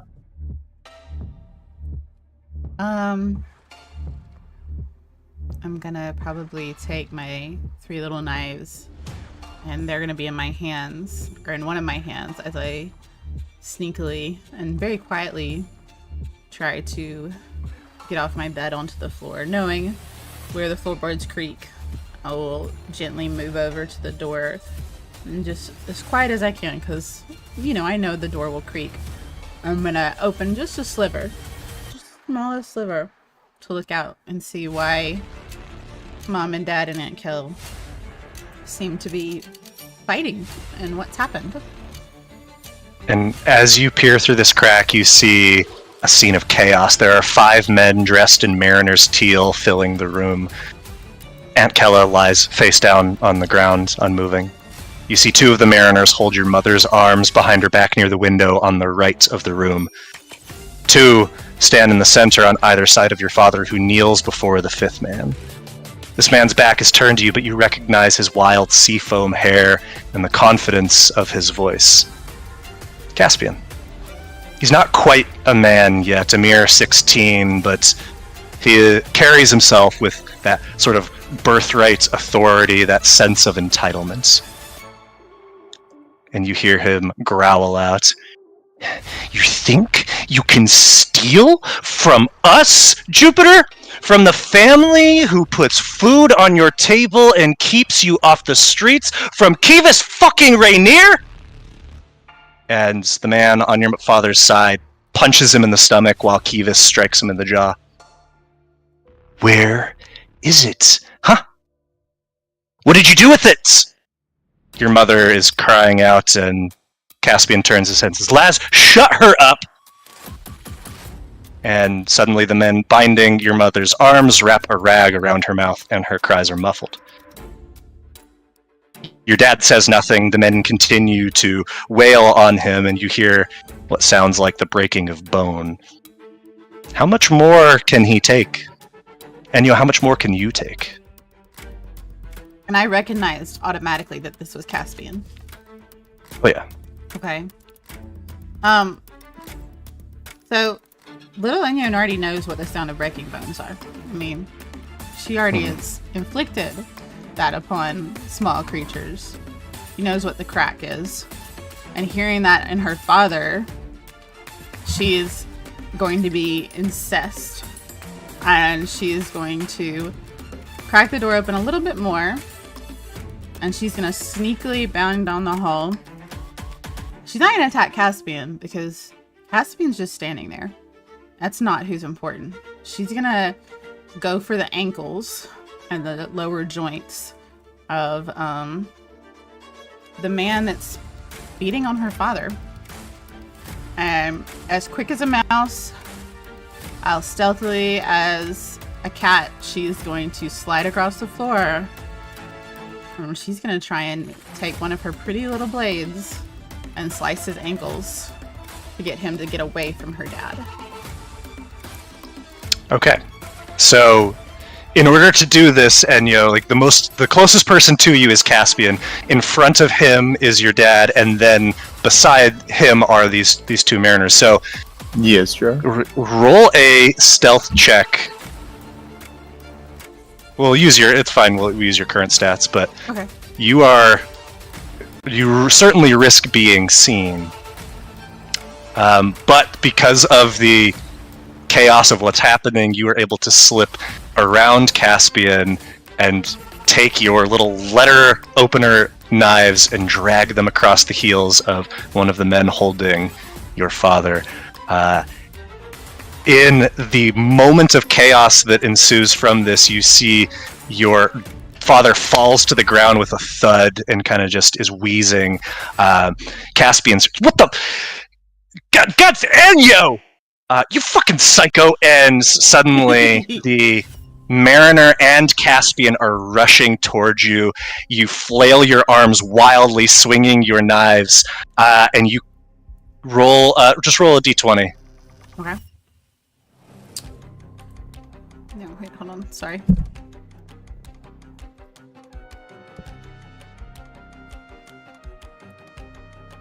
I might roll a d12 too. I don't know if it will or not. You, in flailing your arms, your left hand, the blade connects with the Mariner's shoulder, and your right arm, the blade goes into Caspian's side. Both of them cry out, but wrench your arms behind your back. You still have the blades, but you see blood just starts pouring out of Caspian's side, and he's just wincing. Oh, the fuck! Ugh! So, that's what you are, Enyo? You kill me? Is that it? You think you're a killer? Huh? You little, knew you were a psycho. You just, and is just kind of muttering and mumbling here. And he tries to pry the knife from your fingers, but you're just white-knuckled deathlock on it. And he says, so you think you know how to use that, do you? Think you know how to use it? And he wrenches your arm back out from behind your back. The other mariner picks your half-conscious father up off the ground, and Caspian puts your hand with the blade at your father's throat. He says, then do it, Enyo. Prove that you're a killer. She's gonna fight him. I mean, she's gonna do her best not to let the blade touch her father, because she's never tried to hurt her mother and father. Like, the blades have never gone towards them intentionally. It's always been by accident. Oh, certainly. If there's any time that a blade that she was touching went towards her parents, she's gonna be like, she's probably gonna end up screaming and start crying, because she's like, I will not hurt my parents. You were hurting them. I'm hurting you. And she's gonna continue to fight. Because, I mean, he's older, though, so she's... Oh, he's much physically more powerful than you are, and fight as you do. It is not budging. Your arm is not freed, and he says, Enyo, you're gonna do it. And if you do, I'll let you and your mom go. But if you don't, Enyo, I will make you watch as we rip her arms and legs off and use them to bash his skull in, and then I will drag you outside and drown you in the fucking river like the rat that you are. So, Enyo, do it! And, with tears in her eyes, you know, she hears his instructions. She knows Caspian's good for it. I mean, she's hung out with him for years now. She's gonna look at her dad. And she's gonna be like expecting her dad to make this right, because daddy always made it right. Mommy and daddy always fixed everything. You see his eyes are already starting to swell. He blinks long and slow as a tear trickles down his bruised cheek, but he shakes his head ever so slightly. Don't do it. I just want to confirm that's the impression Enyo gets of no. That's the impression you get, yeah. And Enyo's gonna snarl, and even though she's white-knuckled and they're holding her hands, the knives are gonna drop from her hand and clatter to the floor. And she's gonna scream out in her small, tiny voice, no! You try to drop the knife, but Caspian's grip on your hands is unrelenting. You drop the other knife, they scream out no, and Caspian says, Enyo, this is good for you. I want you to know this. This didn't have to happen. You made this happen. Don't play games you don't have the stomach for. And he drags your arm in a wild arc as a ribbon of red springs up across your father's neck. His blood sprays, drenching you. His eyes bulge for a moment as he sputters and then falls. And this a wordless cry comes from her mouth as Caspian moves her arm. There's no words, it's just a wail of a scream. Her mother's bound, behind her father and sees her doing this, sees the force of it. But she's just gonna wail, and then as soon as, if he lets her go, she's gonna run to her father and try and hold on to him. The knife thrown away. Drags you over to your mom. Of course he does, because he's an asshole.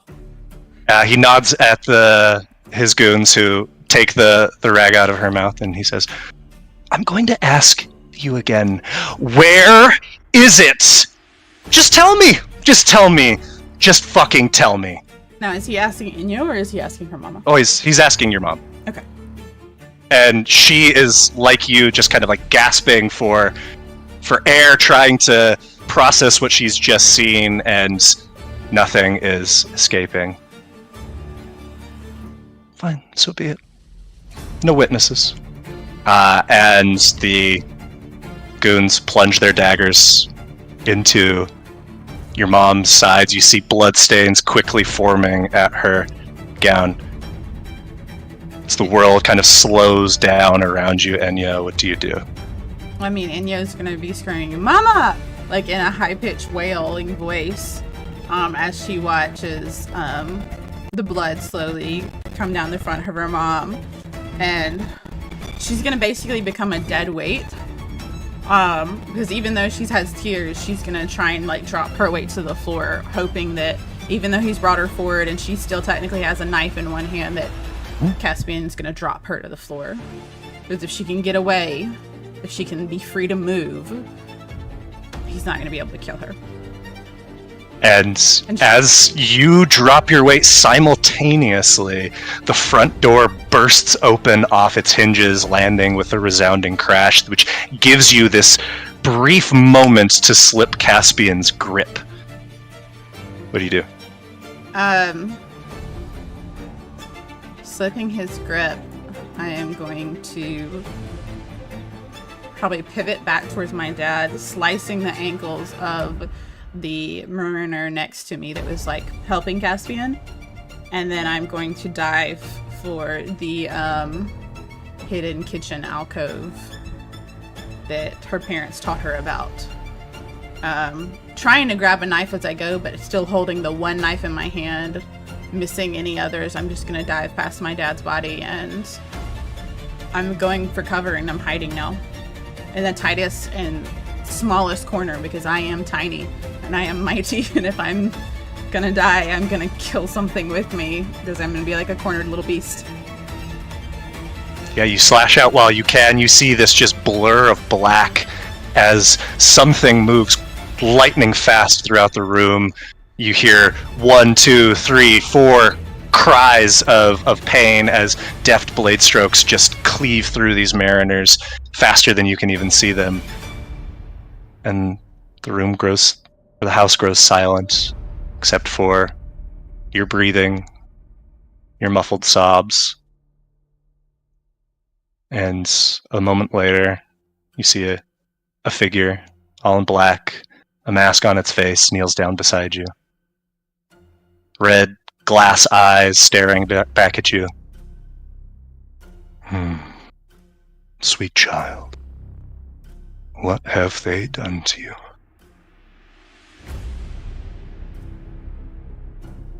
Enyo's gonna be holding the knife out in front of her, like arm completely steady, but the rest of her just shaking.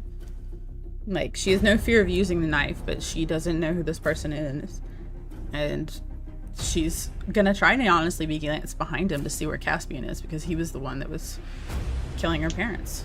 So, is Caspian still alive? Like, what just happened? Who is this person? That's all the questions that are running through Enyo's mind. Is there's no sound coming from Enyo, but tears. Just like her body is like constantly mourning, even though she's trying to function past the sorrow of what's happening in front of her.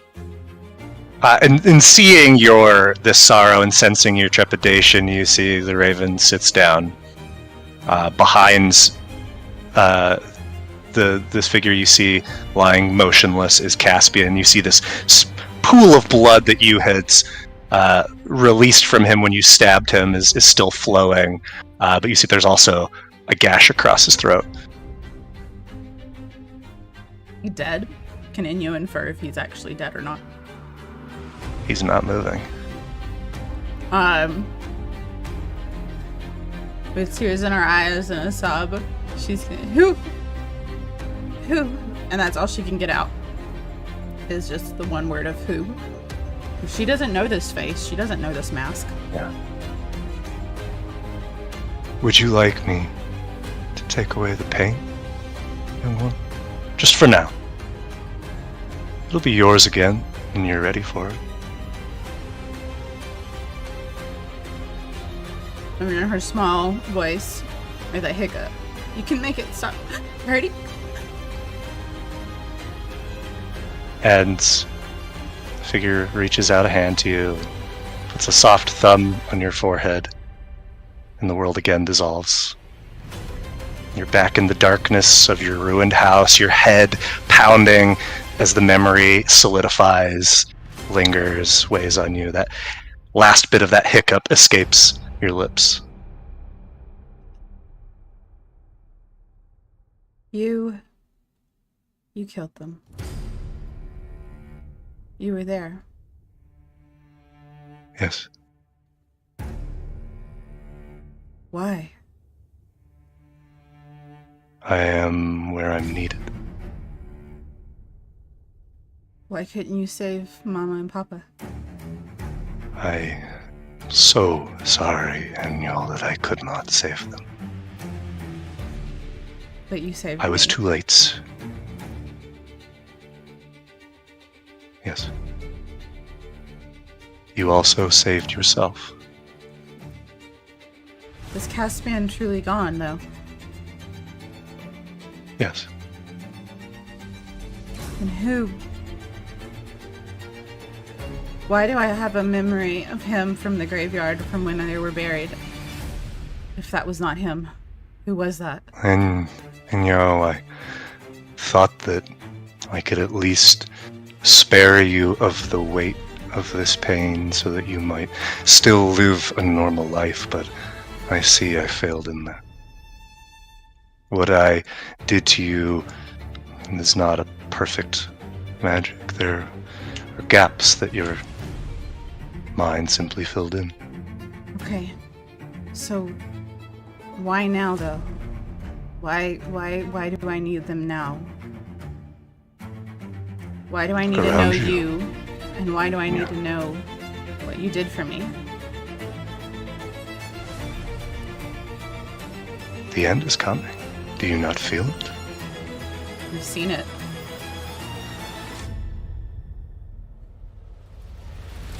Then the time for action is now.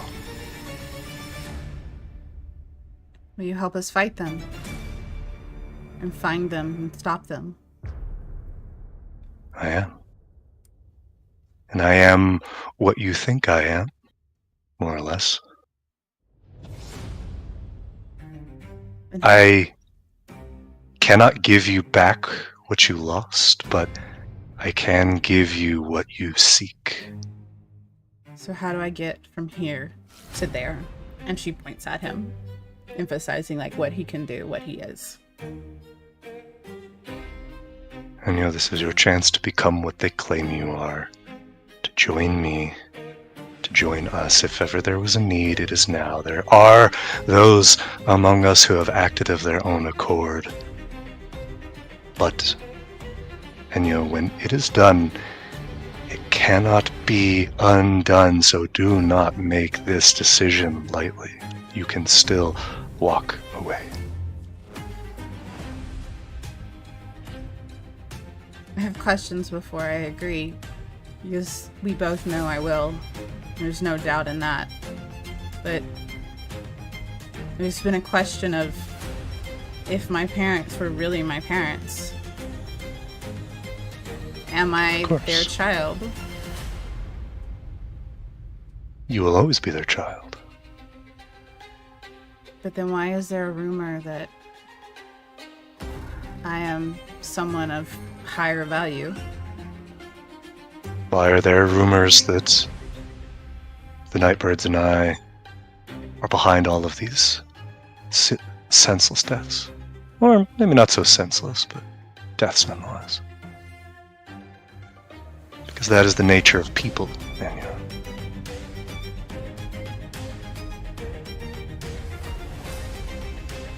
If I were to say yes, what would I need to do? What are the next steps? What is the process? I can't leave my friends. They're fighting this as much as you or I. They're my allies. If and when you are ready, come to roost in the sepulchre of the Night Queen. Follow the bones of your first, and find the doorway to your destiny. He bows slightly, turns on his heel, disappears in a bloom of shadow. Okay, hold on. Did you repeat that? Make sure I get it right. I got it. Did you get it? Did you guys get it? I already know what you gotta do. Because my brain's like a little mushy right now. Okay. Overloaded. Sepulchre, Night Queen. Where's This your is kill? what he said to you. Okay. Aired it. When you are ready. Erdan is just the messenger for everything now. Oh, he's a poor little baby. He's the messenger for everything. And as you are left here alone in the ruins of your house, we are going to pivot back to Cyril. Okay. Cyril, you have been for the last several hours traipsing all across the city. You stumbled your way to Maidavi's restaurant. The house was relatively packed. You're scanning everywhere. You see no sign of Ursula. Chalk it up to another misinterpretation. You head back to the obelisk where you saw Vindra Okopen impaled on her sword. Her body is gone, the sword still there, as well as the inscription carved in the stone. And it seems like everywhere you're turning, you're not finding. You go back to the markets where you bought the purple beret for Sitsu, where you bought the boots that said Enyo for Enyo, and sorry, they said Yo-En. Yo-En, excuse me. They did actually say Yo-En.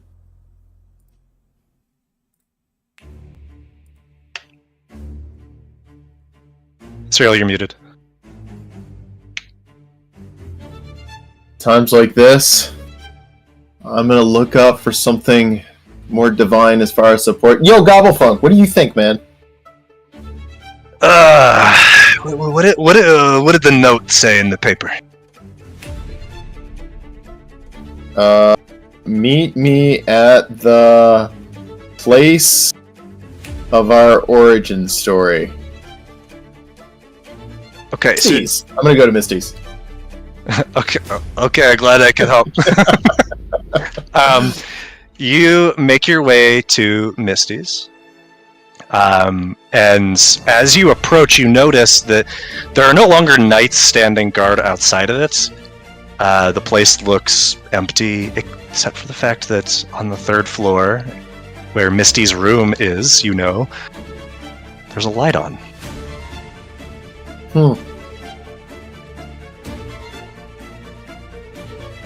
Hey, Gobblefunk? Yeah? Hey, can you just flutter up there and tell me if there's, anybody in there or, anything? Yeah, I could do that. Sure. Yeah, I can't see through you, so you'll have to come back down here and just... And he flies up. The window's closed. It's locked. Gobblefunk, thanks for the help, Blinds buddy. are drawn. Alright, cool. Alright, Lyle, Gobblefunk, combat mode. We're sneaking in the back door. And he's going to the back door that he remembers. Oh, down to the cellar? Yeah.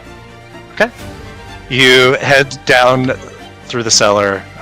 It's not locked, so you're able to work your way through that hidden trap door, and you end up in the basement, or not the basement, but the ground floor of Misty's. It's quiet. It's empty. Okay, Lyle, if anything goes wrong, I'm gonna save myself, so it's up to you if you wanna chill, hang out with me, or just get on out of here. This could be dangerous, and I wouldn't want you to get hurt. Alright, so... do you want me to come with you? Do you want me to stay here? I don't want you to go getting yourself in trouble.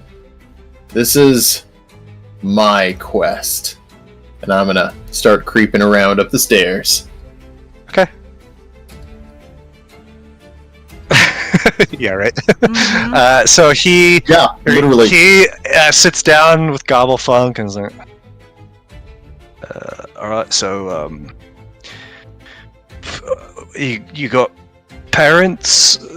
Where you come from? Just making And then dumb small talk. Gobblefunk hey, Gobblefunk, come on, it'll be more fun with you. Oh, thank fucking God! And Gobblefunk starts, is flying in raven form behind you and just perches on your shoulder. Right where I want you, little buddy. You carefully ascend the stairs. It's very quiet. You're not hearing anything. As you get to that third floor landing, you see that the door to Misty's room is open. Light is shining through. I'm going to creep around and peek inside and see if I can see anyone or anything. You peek inside. Okay, before we go And- further, I just want to make sure it's clear. Okay, I do have mage armor on, just in case. Who's Justin? Why would you need mage armor? Huh? Justin? Justin. Just in case. Just in case. You creep with your mage armor activated. You look through the door frame, and there's no one there. But you do see on Misty's desk are two things. There is a small pot of bright red liquid, and there is a scroll of parchment. Well, I'm going over. This is bright red liquid, a sealing wax or something like that. It is sealed, but Cyril, you've done this before. It's Chrono. At least it sure looks like it. Oh, that kind of bright red liquid. Luckily, you only have a devil on your shoulder. Oh no. Ooh, Uh-huh. yeah. You want to have a little fun? I do. I won't tell. I'm not supposed to. Can I go halvesies? I mean, then I'm not doing a full do. No, I'm not supposed. I told Whoa I wouldn't. Woe's a fucking pussy. Don't listen to her. This party doesn't have an angel on the shoulder at all. Wait a minute. Not at all. Lyle's my angel and Gobblefunk's my devil.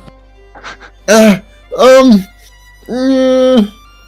don't really want to, but I really want to. Okay, then do you want to just read the fucking the scroll? Fuck yes, I'm gonna read the scroll.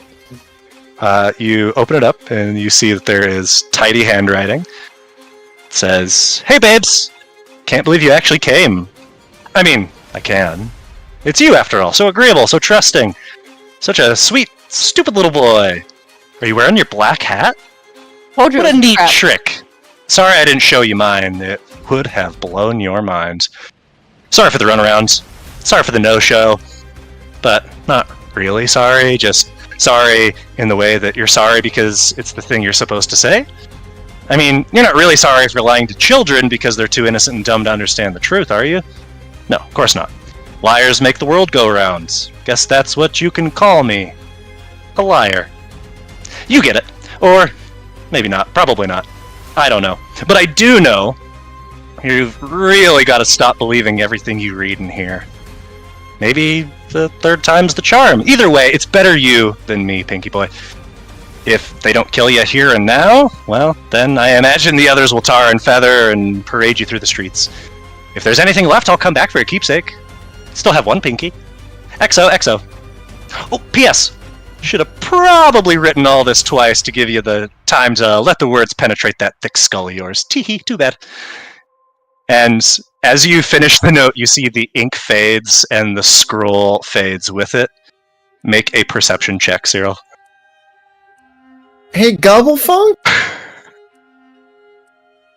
Yeah? You ever get that cold feeling down the back of your everything?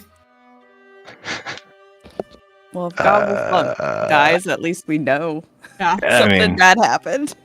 I get the feeling I'm not getting laid tonight. well, then it's time to do drugs, right? Yep. Great Right. time to do drugs. He uses his little claws to pop off the top of the chrono, and suddenly the vapors rise up off of it, and this is not chrono, Cyril. As you take even just the smallest breath of it, roll a constitution save. Gosh, Cyril. Oh no. What did you do? Was the note signed or did it just say XOXO? XOXO. XO. Okay. Cyril, 13. you feel yourself go woozy, and you hear Gobblefunk's voice. Hey, this is some potent shit, man. And suddenly, both of you fall unconscious. My last thoughts before I go unconscious is I should not have greater restoration to myself, or I might have been been able to resist. Why, oh why did I not leave my drug tolerance at 11? Whoa, as you are outside of the house waiting for Enyo to return, make a charisma save just to see, do you feel a little something?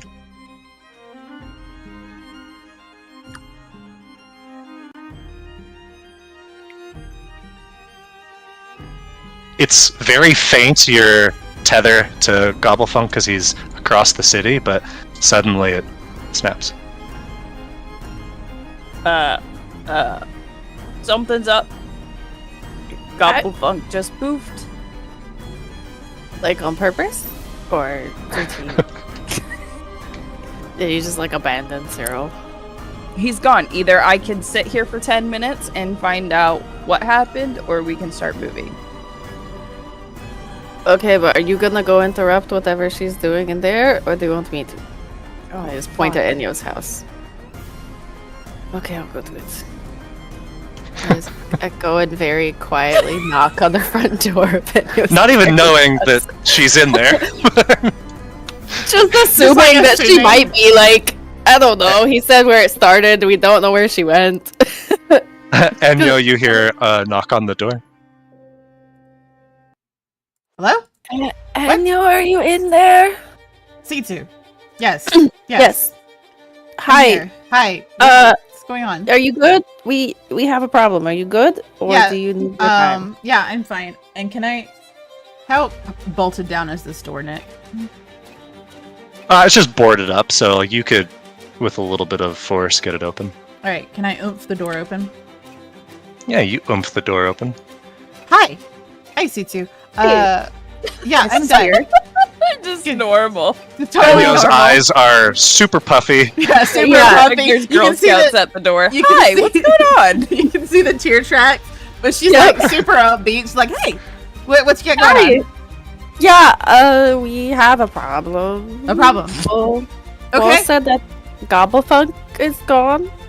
And then Enyo like looks away, and her brain calculates, and she goes, "Damn it, Cyril!" And then she steps out of the door and says, "Okay." And then like she starts rubbing her, but we should probably go take care of that. Do you need a minute? Are you okay? No, we'll talk about it a little bit later. I think we should be actionable, and make sure that Lyle, Cyril are gonna be okay. I'll take a minute in another minute. I just kind of like reaches up and awkwardly pats Enyo's arm where she could reach, and she's like, "Okay, Thanks. let's go." Thanks. We'll be okay. It'll be fine. It's in the past, so it's already happened. We'll talk about it later. Where's the Raven? He's waiting for us. He's waiting for us at the next place, which we'll get to after we go make sure Cyril's okay. We'll go there next if you guys are up for it. I need to go there regardless. Yeah, what does he think of us? Can we just say this? Yeah, as we're walking? let's go. Yeah, we're power walking away. So we will come back to where it is you are going, but let's first take a quick break since we are at hour 2. See you soon, stream.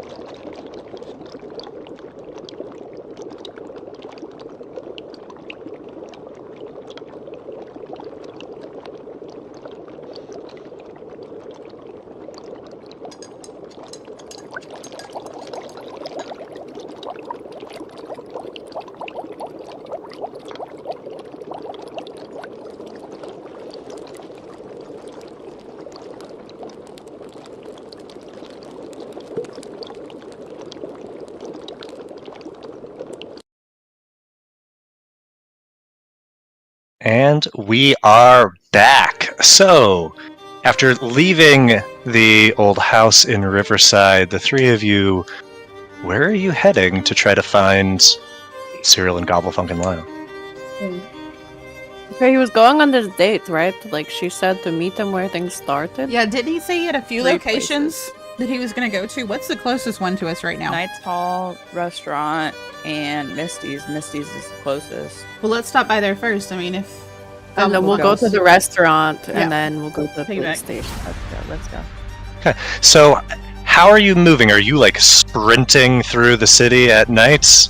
No, we're not sprinting. Don't want to attract that much attention. We're going at Reasonable power walk. yeah, mall walking. Yeah. All right.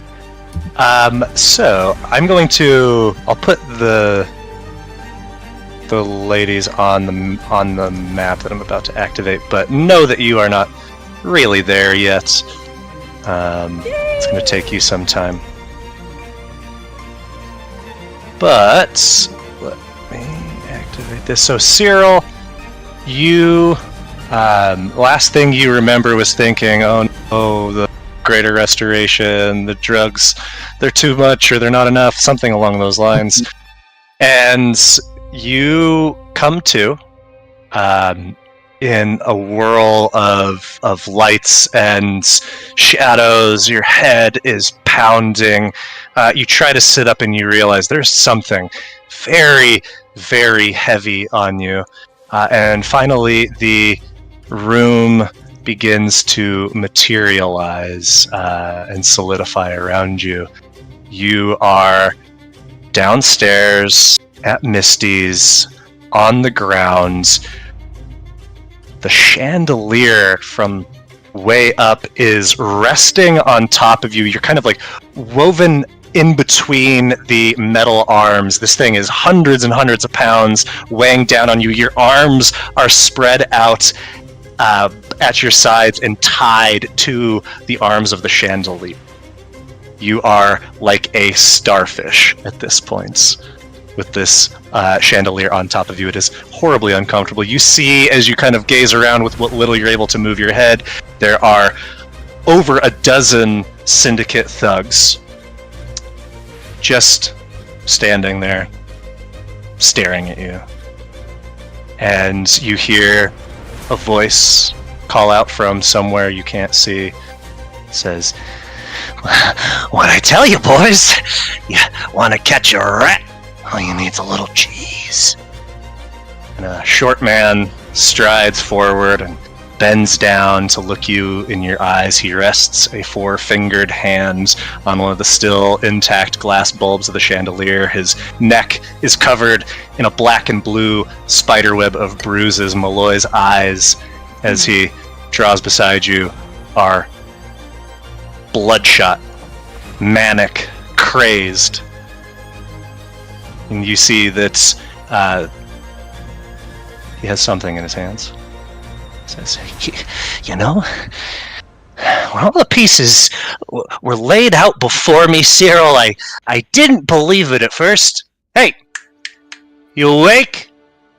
Mm-hmm.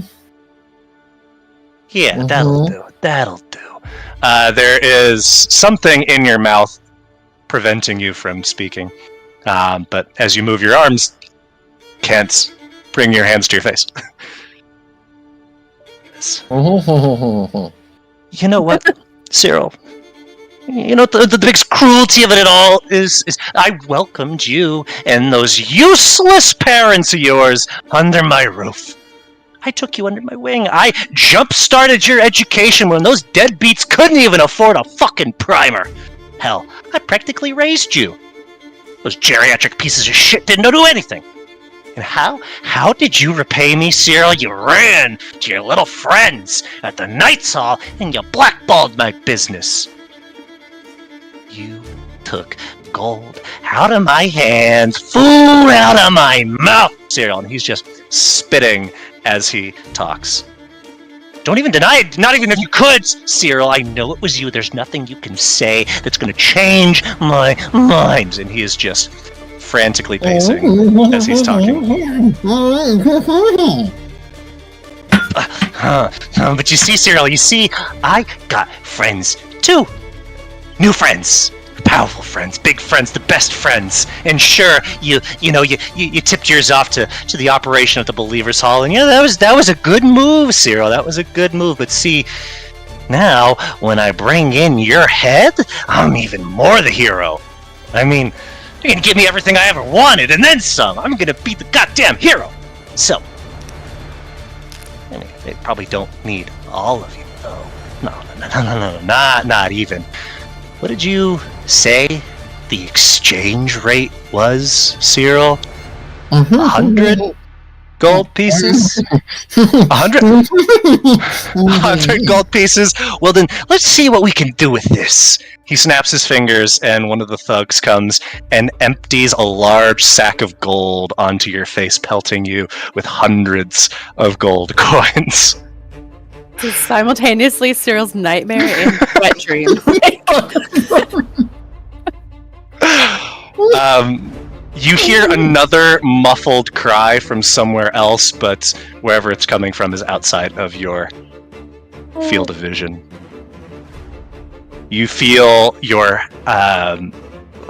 something at your hands, and you see Malloy bends down with just this crazed look in his eye. He pries your fingers open, and with one swift, unhinged movement, bites down on your pointer finger, shakes his head like a rabid dog as he severs the muscles, the tendons, and spits your finger back at your face as blood streams down his chin and neck. That's one.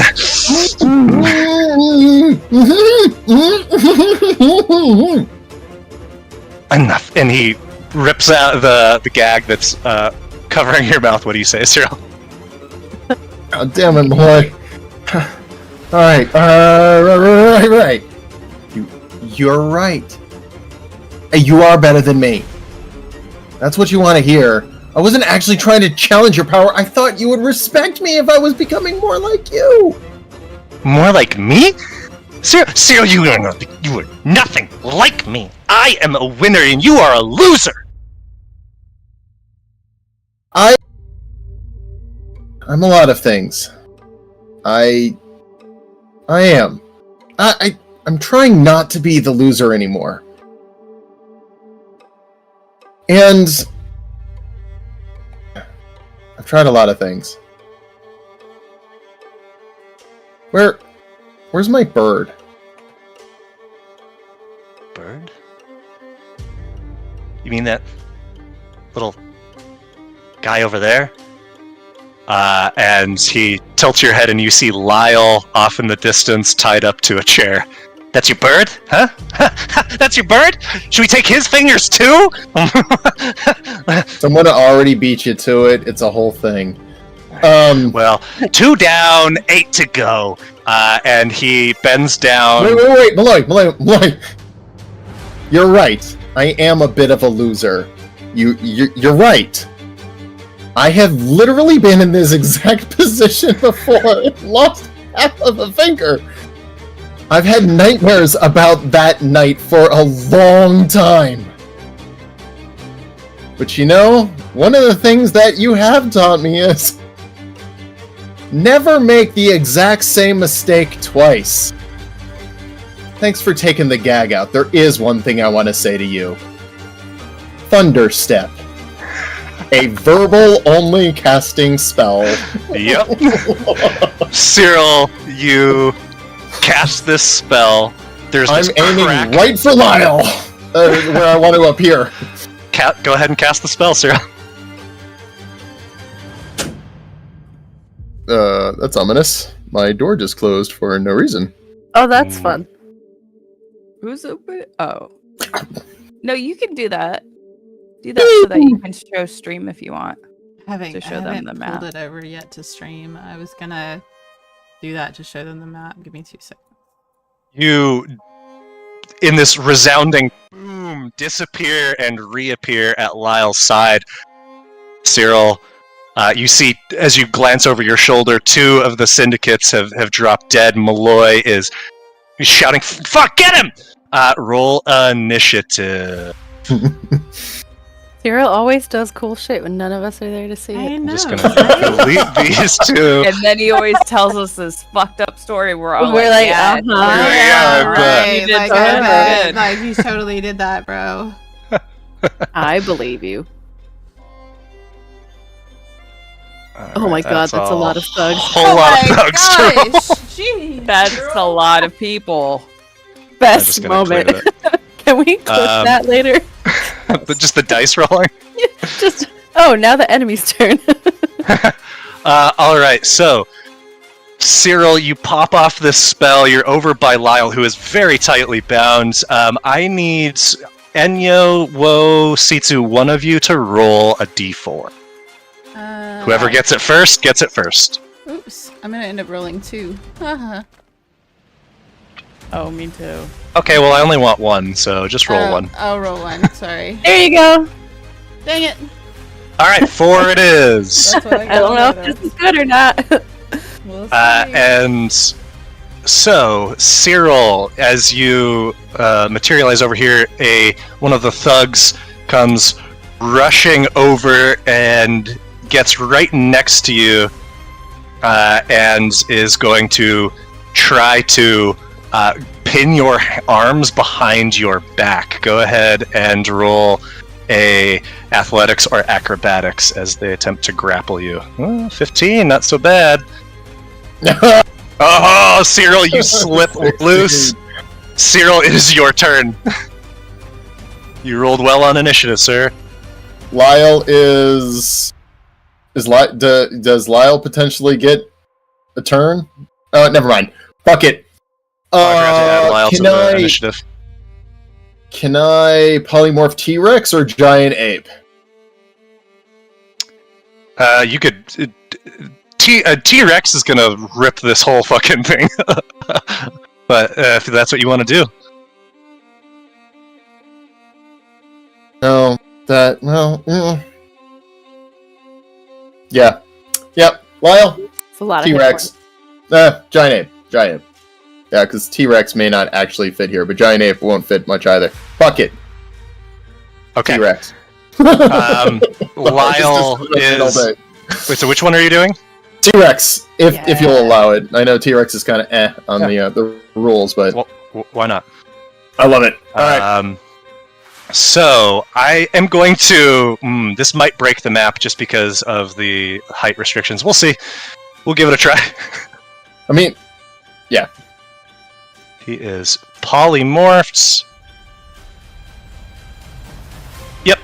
Didn't like that. So let me just real quick change Go this, ahead his go size. to giant ape. That's fine too. No. I think that's gonna be. Just as big. I can fix it. So because he's so tall.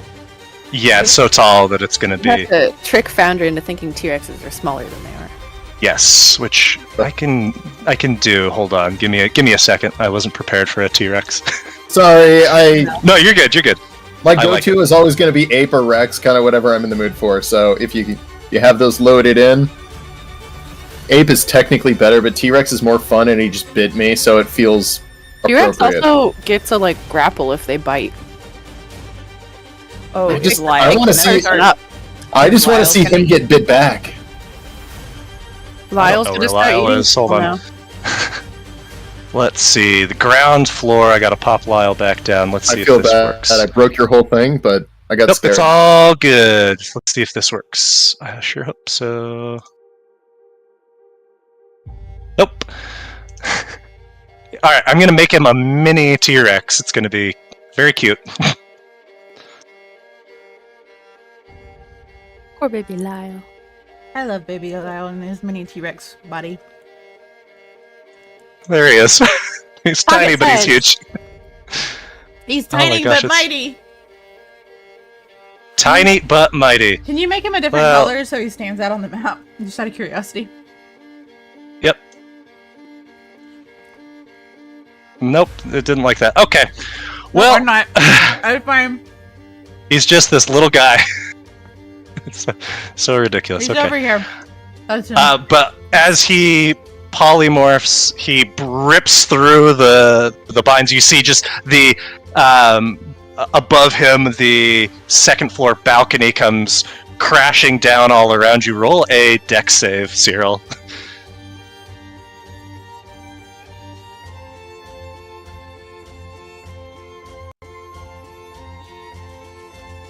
Okay, yeah, you're able to dodge out of the way of this, maybe hiding behind the bar. There's now a Tyrannosaurus Rex in this space. I gotta put him back in initiative. Rather large, rather imposing. Anything else, Cyril? Yeah. I am going to go. Yeah. You bit my finger. Well, my buddy here is going to get the rest of you, and I'm going to boop him with my ring and going to Misty. Man, what's it called? Misty Shuffle him. Okay. 15 feet. Right as just as much as into the fray as I can, trying to get him to do some level of blocking for me, and that'll be my turn. Amazing. Hold on, I messed him up again. It's all good. Alright, he's there. He's blocking, doing his best. He's taking up a ton of space, just ripping things from up above as he goes. Up next is this syndicate who is going to just shit his pants and then do his best to take a shot at this T-Rex. Didn't sign up for this. Mm-hmm. Did not sign up for this, utterly misses.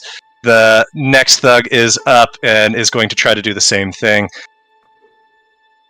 As this just sea of chaos has unfolded around him, actually hits for just the tiniest bit of damage. Malloy is up next, and he says, "You got tricks, Cyril? I got tricks!" And he reaches into his pocket and pulls out a potion and chugs it, and in a flash you see he begins to grow, and in his spots is a giant ape. Oh, King Kong versus Godzilla. Alright, this is... I am going to switch us over we have to the kaiju going on. the theater map since there's no level those restrictions here. So Cutes. we've got the T-Rex Lyle the T-Rex. versus Malloy the... And Eridan going, how the fuck did I get here? Eridan is out of here. You're here. Oh, I'll good. just Sorry pop down for a breaking few. your map. No, it is all good. I should have expected. Something like this. Make sure you bring in the right amount of enemies, Nick. I'm just Yeah. gonna pop down about 8 or so. We'll call that good. So 8 crunchies, got it. Some of them ran off. I'm sure some of It's all them will good. be on their turn running away. Okay, I'm gonna have to re-roll initiative, buddy, real No, quick. no worries. Go ahead and just take a minute, do your thing. Alright. I feel bad for breaking your map. Oh no, it's good. You know, you live and you learn. We're learning. Alright, so we are just Back. going to start it right here at the Perfect. giant ape's turn.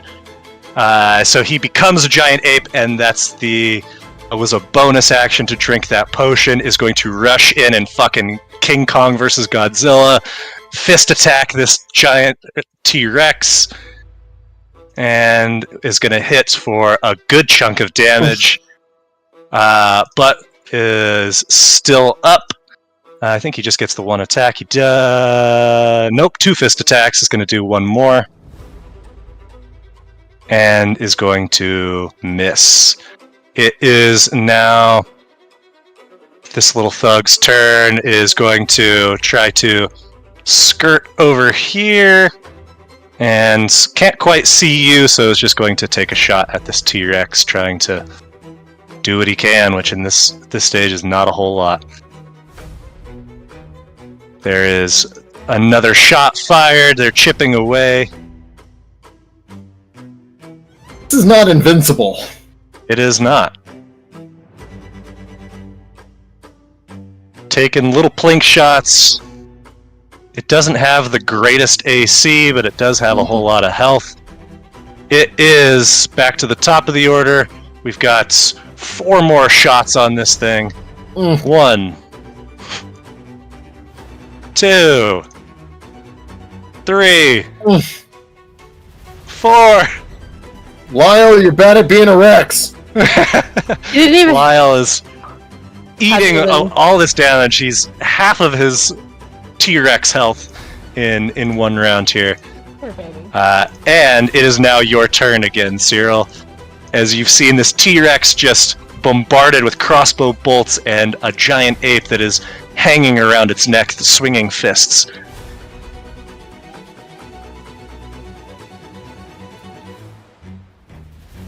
Cyril, realizing he has to do something, needs to slow down the enemy firepower. And the best way to slow down enemy firepower is with fire power. Fire, Oh. fire. Of course it is. Fights everything with fire now. Yeah. Did we expect anything Hey, I mean, less? considering the last time he fought fire itself, he fought fire with fire and seemed to win. Not fully, but you know.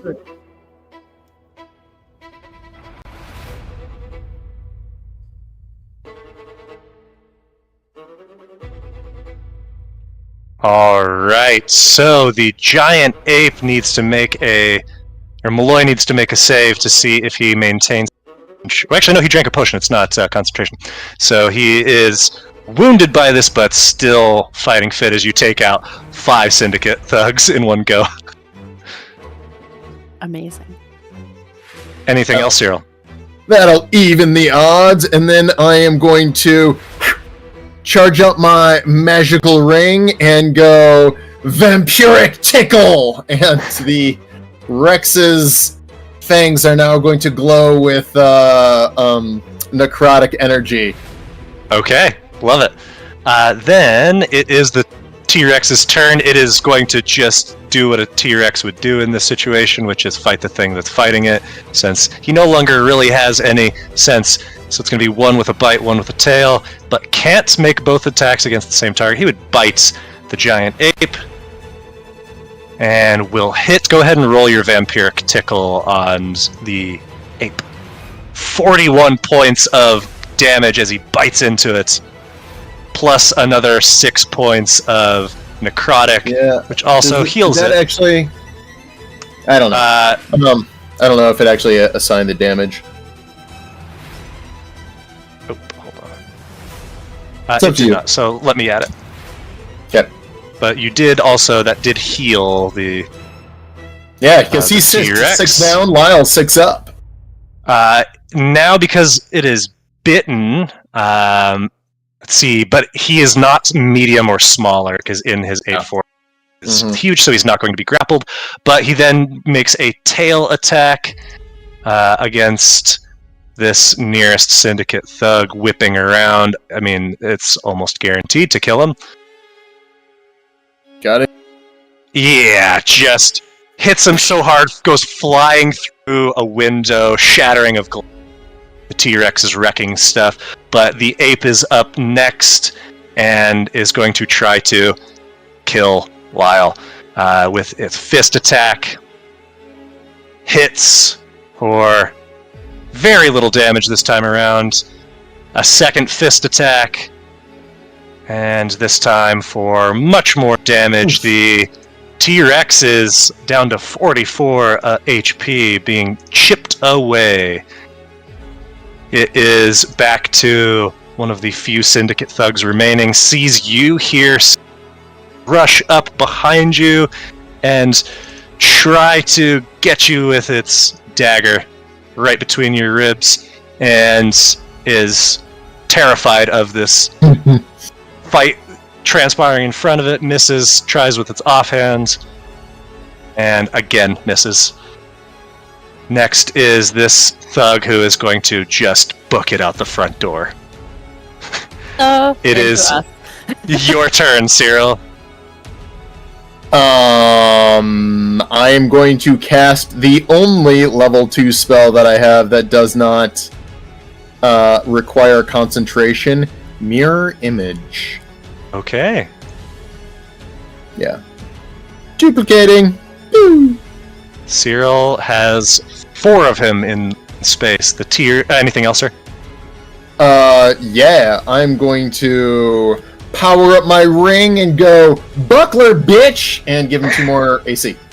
Okay, so go ahead and target and roll it on there. Cool. I love how you actually built a working magical ring.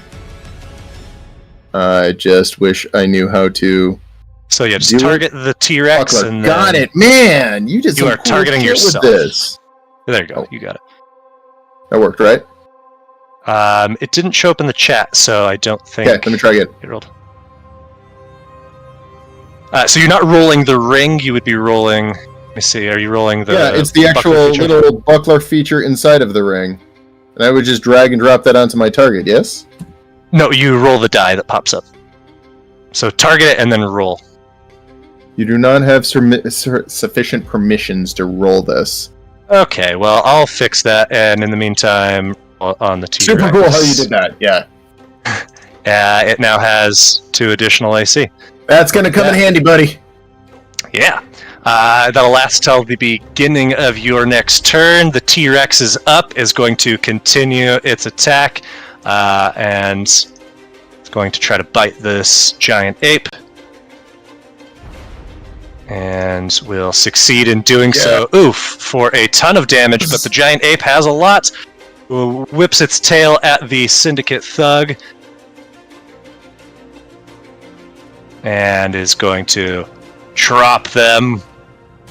Yeah, in one fell swoop. All that's left is you, this T-Rex, and this ape. And it is at now the ape's turn. And just going for broke, swinging fists like mad, tearing at this T-Rex. Misses with the first. And misses with the second thanks to the buckler. It was the buckler! Yes! 16 would have hit otherwise. Get him, and Lyle! it is at this time, at the end of the 4th round, that suddenly Sitsu, since you rolled a 4, Enyo, Owlin, and Woe come rushing in from the south side. You can see the front door. You see, like, there is a opening with a roar of thunder booming out. You hear what sounds like a zoo that has just burst into chaos. Go ahead and roll initiative, you four. Okay, as they bust in, I want to use my reaction to be like, okay, guys, let me explain. You need to know 3 things. 8 bad Rex good. 2, I might start taking half of index fingers now. It's a thing. 3, that gold is mine, bitches.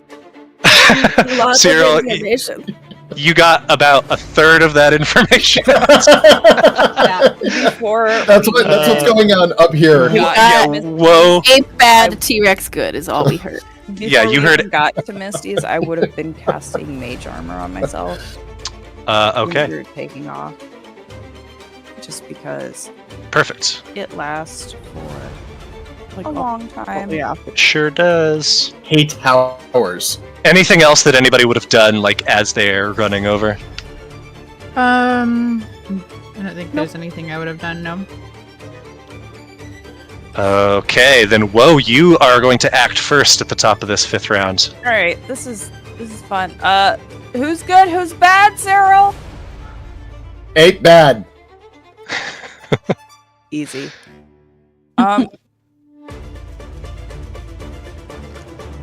Changing my game plan, but I'm a pew pew. Pew pew. Pew pew. Pew pew at the ape, you hit it with a bolt of eldritch power. A second one comes screaming in, crashing off its side. Oh, maximum damage. This ape is hurt. Alright. Features.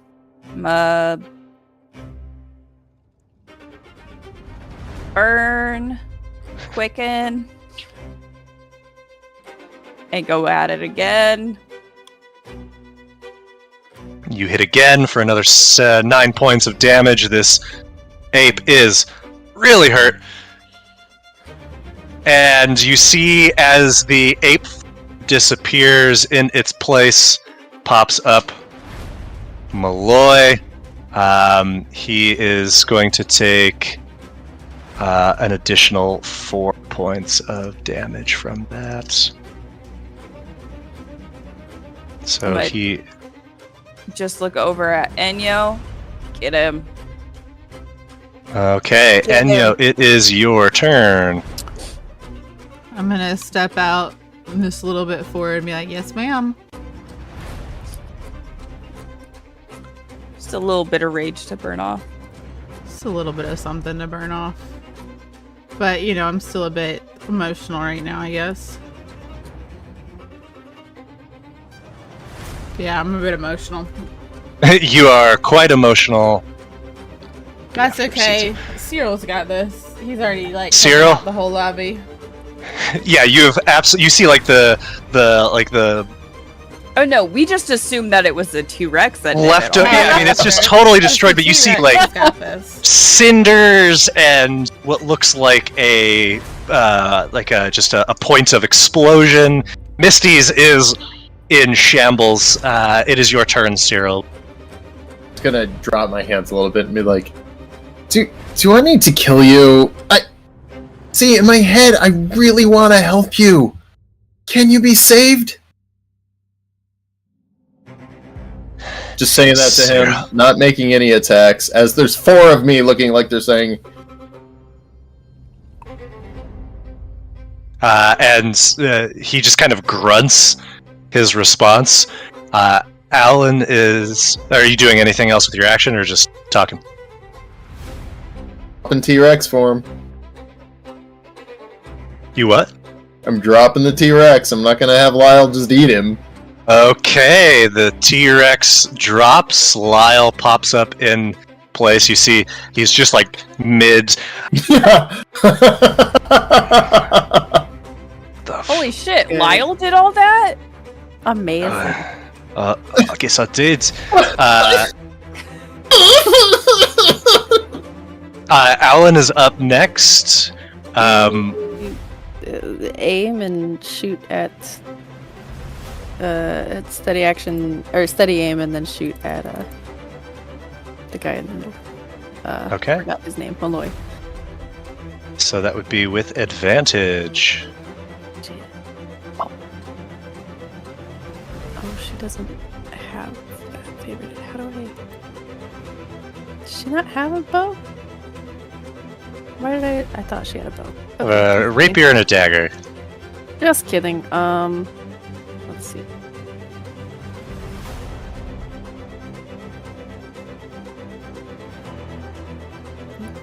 Please, thank you.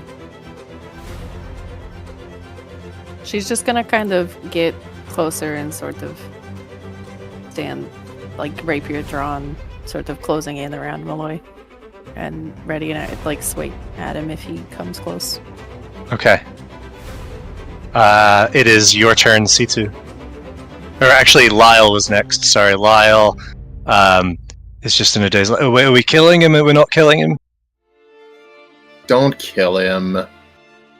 You see, he draws his short sword, but ground. C2, now it's your turn.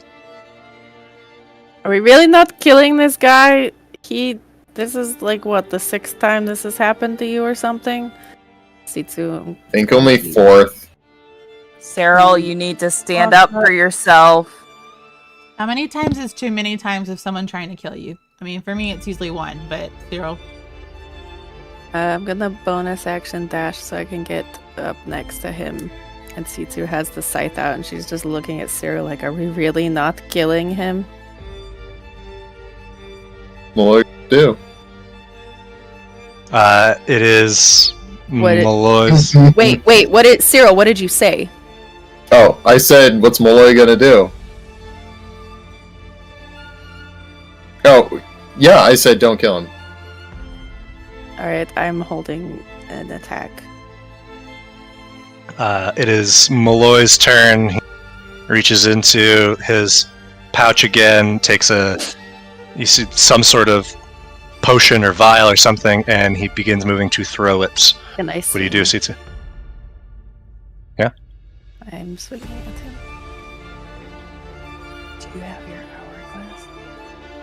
I do, yeah. But I did target. Shut up, Foundry. Did you almost? I almost did, yeah. I heard it. Can he make me a con save? What are you doing? Holy shit! So with that, in order to use that, he has to be below his half his hit point maximum, which he was not at. Oh, shit. So go ahead and give yourself another I can't. use of that feature. I don't have the ability to do that, I don't think. I'll figure it out, but no, I just hit him then. Yeah, the only real damage he's taken at this point was in ape form. So you hit him, and the vial slips out of his hands and crashes on the ground, like directly at his feet. And suddenly there is an explosion as this potion of fireball erupts.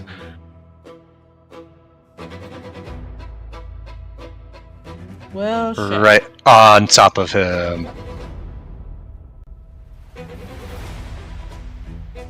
Okay, but my fireball was bigger. It sure was. And in fact, like... Oh, there we go.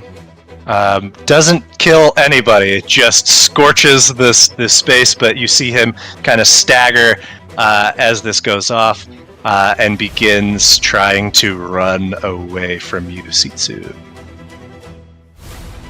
Which you've already used your reaction, so he gets to a window and jumps through it, glass shattering. I look at Cyril really annoyed that he told us not to kill him. Woe, it is your turn. You are still outside the building. You see Malloy burst through the sides and come tumbling. What do you do? Okay. All right. I'm going to skirt around. I don't know exactly where the edge of the building is. He's right outside of the I don't know how much movement that was. Some. Call it 20. 20? Alright, then I got 20 more.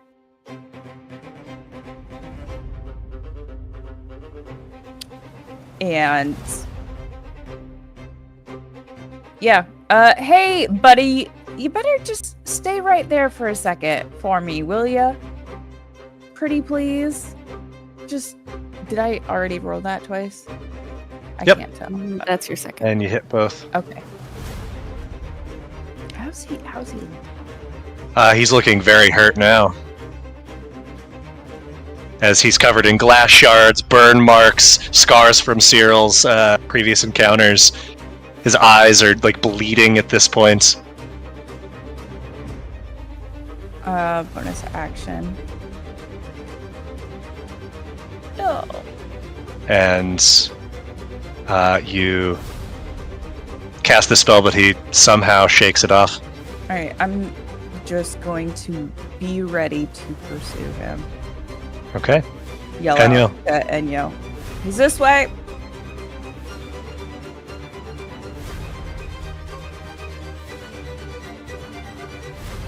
Fighting. I'm right up behind her.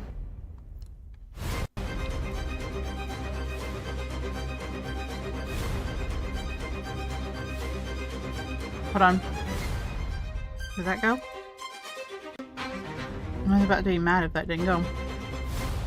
You hit for 7 points. He staggers as the bolt catches him in the knee. He's limping.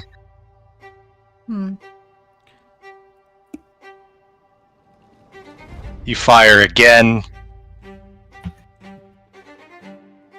And he is as close to dead as a person can be without being dead.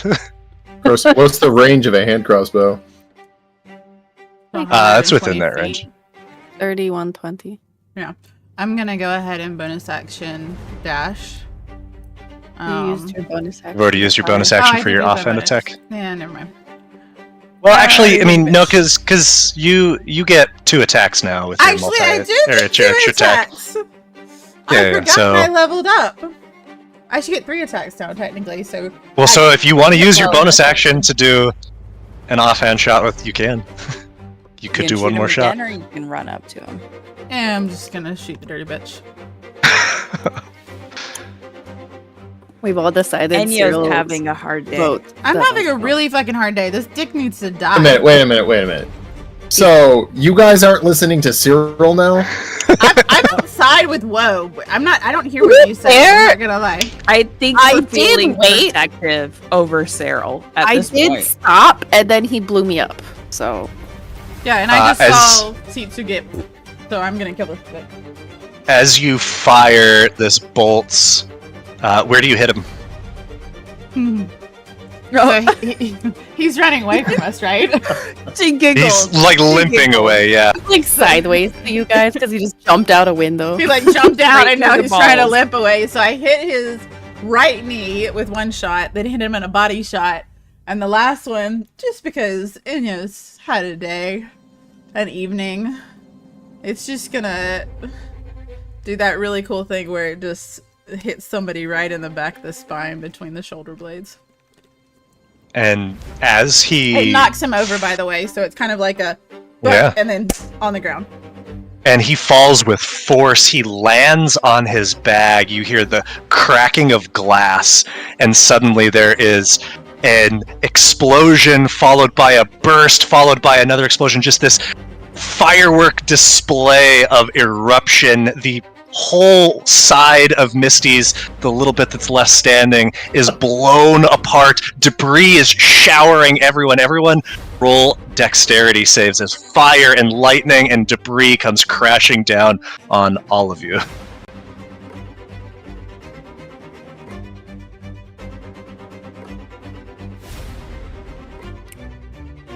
Well, Woe and I are just like, oop, jump out of the way.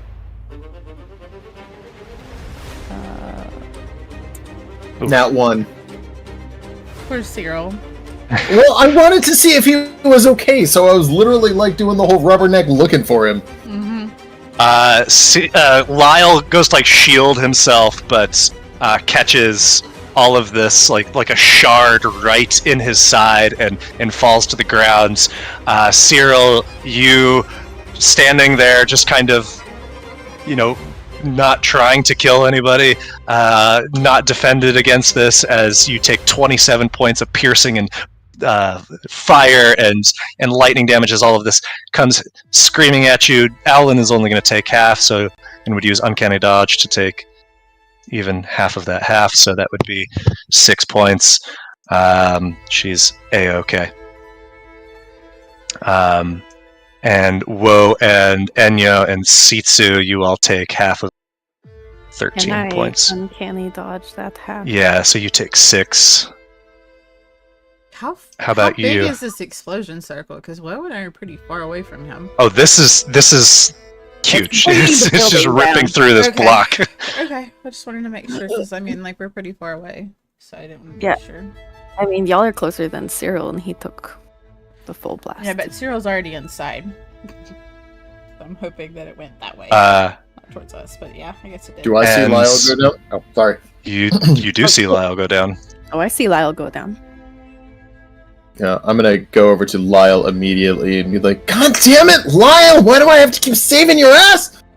Cure wounds. Cyril, I was gonna say, let me do that. I can. You see that this like shard of building that's like sticking out of his side, like blood is just seeping from this wound. Cyril, roll a medicine check. Shit. Can I? Hey, Cyril, maybe let me try.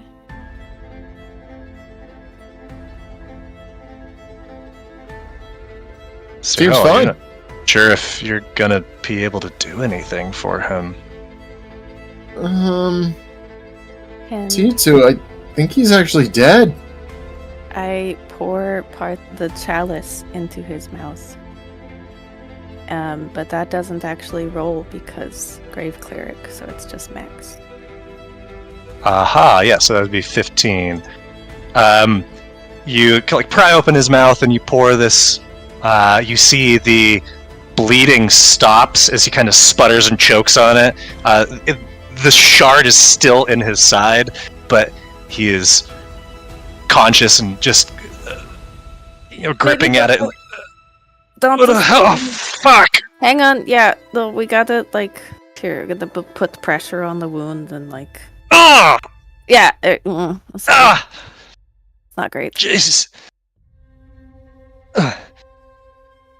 It was really cool when you were a T-Rex, though. That was great. I was. We should get go. We should go. We should get going. Well, I feel like I hear something. Maybe we should check on the others. Oh, well, yeah, the giant explosion. Yeah, the giant. Yeah, that hurt a little bit. Alan, are you okay? She's fine. Damn it, She's Lyle. She dusting herself off from under a table or something. Holy shit, guys. What the fuck? You walk in, Sitsu's holding Lyle's side. I have a regen. Guys, where's Malloy? Is he okay? No. Nope. Cyril, roll a sleight of hands, and Sitsu, roll perception. Yeah. Since you were right there.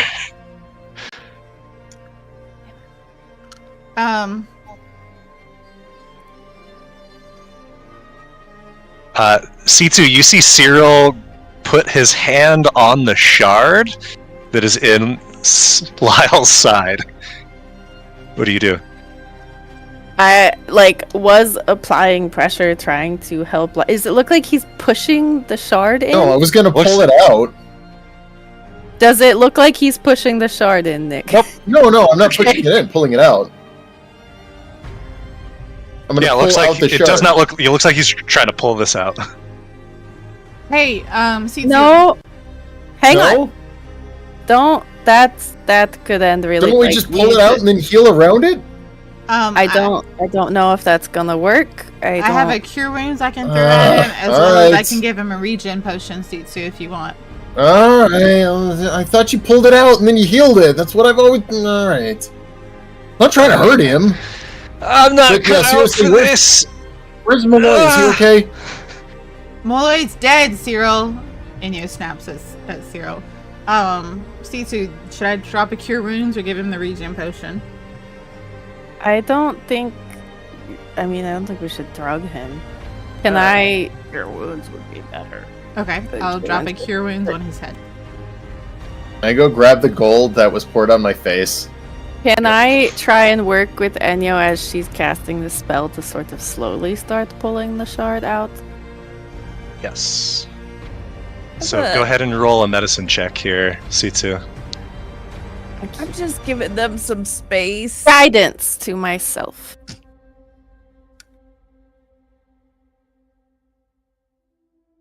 Not You start pulling it out like really slowly, and as Lyle's just going, you're like, better to just do like one swift, and you yank the shard as Enyo casts the spell, and you see the wounds closes, but Lyle passes out.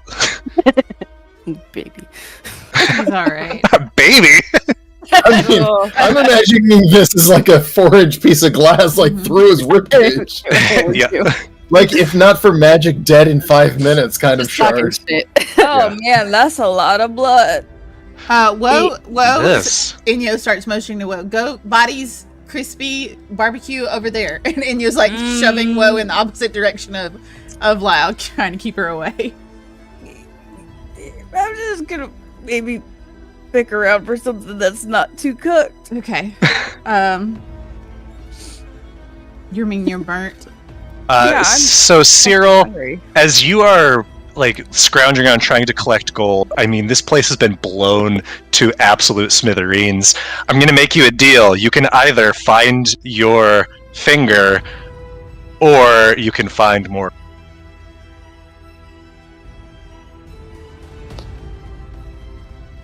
Like, how much gold are we talking? Like, is this the difference between 5 and 10? Or is it 100? Because that's what Cyril thinks a finger is worth.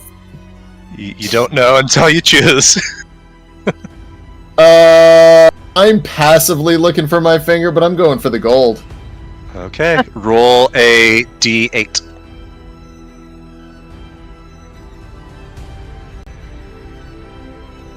Four.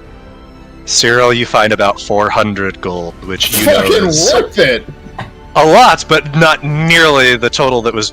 I mean, you basically just sent gold showering upon the neighborhood. But you get what you can from the immediate area. I mean, I feel kind of bad for blowing up Misty's place kind of again. I think it's our 3rd time damaging the place. So, you know, the gold that's probably embedded in the walls is whoever buys the place after. There are very little of the walls remaining. Fair. We should. Fair. We should go. We should. Yeah, you We should. you hear like screams and shouts coming. I'm just Okay. gonna grab a doggy bag real quick. Okay. Yeah, I'm also gonna grab my Arcanex and start slamming it on some of the dead people, trying to charge it up with a soul.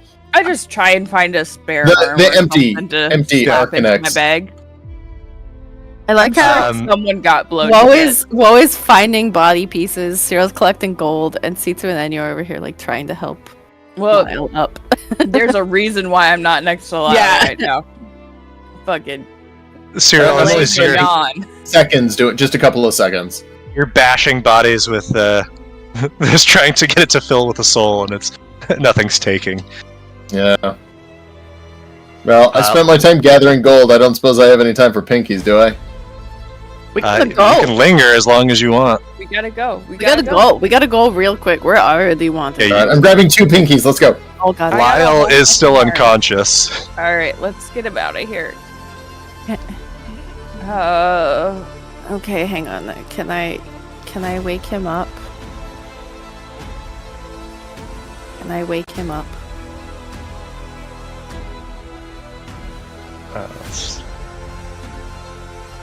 Oh, I don't know who that was targeting.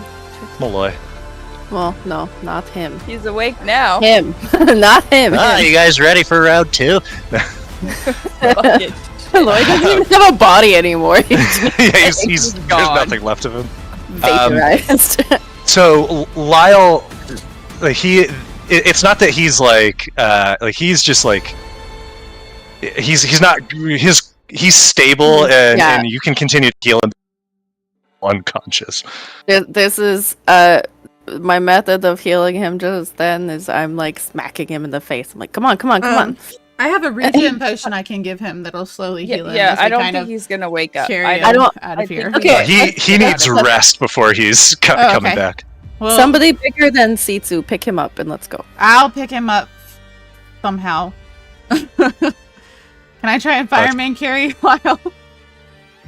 Yeah, I mean, you carrying like at the edge of your maximum capacity, so it's going to take probably multiple of you to carry his body.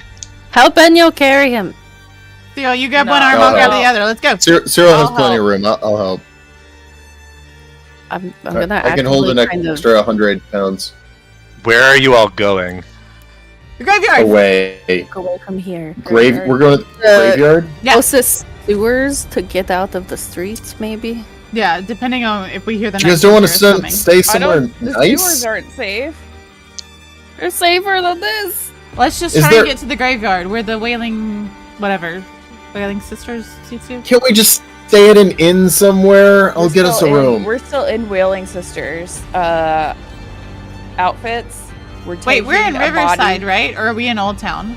We're in the old town. We're in Old Town. How close is Sitsu's house?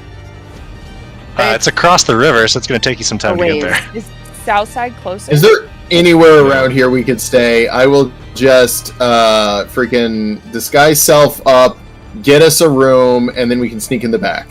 I mean, yeah, there's plenty of inns if you wanted to. Let's just stay in an inn, guys.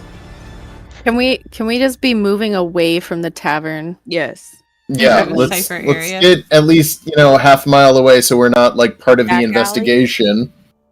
Cyril and Lyle, like, just covered in blood. Sitsu covered in blood from trying to help out with this. Woe also covered in blood from harvesting some snacks.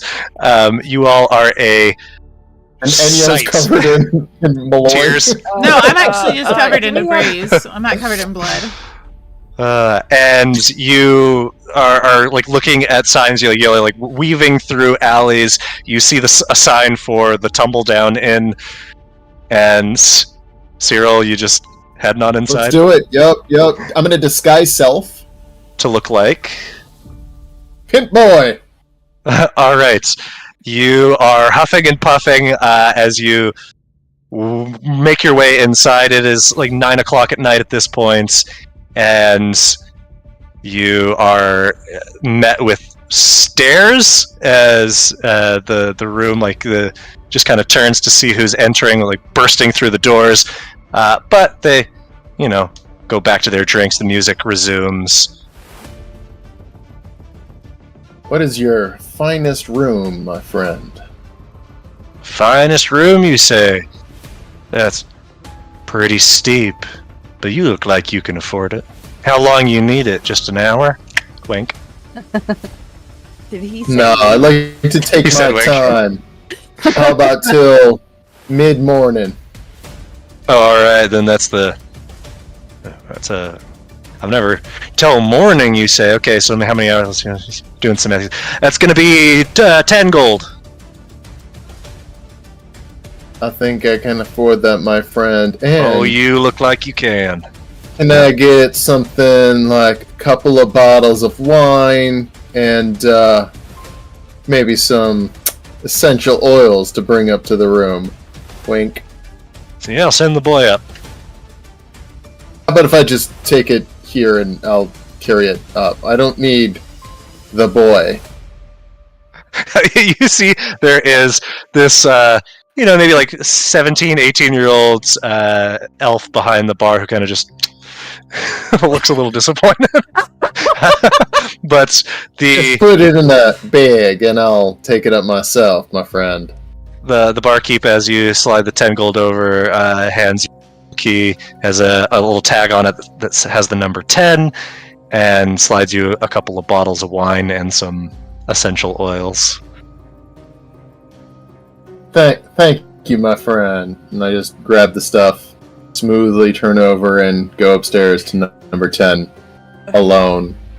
And then I Perfect. turn Is it upstairs? Us all in an alley behind. You leaving us all Is it in the alley? upstairs? Yeah, it's upstairs. Yeah, I'm gonna drop a rope down. Let them come in. Okay. Oh, yeah, because We have Lyle's unconscious body. Unconscious body up the... Okay. I'm gonna mage hand and be like, I can only fly my this way. I'm doing the best I can. Okay, shit. I'm just tied around his ankle. We can go We'll through the hoist door. him up. We can go through the door. You know what? We'll just go through the door. It's fine. Disguised as we are. I can invisible one or two of you. Invisible Lyle, so Woe and I can just kind of be hugging each other or look close to each other. Is it nighttime? Oh yeah, it's nighttime. I can invisible one person. Alan and I'm down to C2 one. just climb up the rope on the outside of the building. I can. Yeah, I no can sweat. get myself and one other person. Just comes down to you, Enyo. How are you getting I in? can climb up the rope if Woe wants Cool. to carry herself and Lyle through the door Yep. or something. All right. What are you doing, Will? I'm casting invisibility on Lyle and myself. Okay.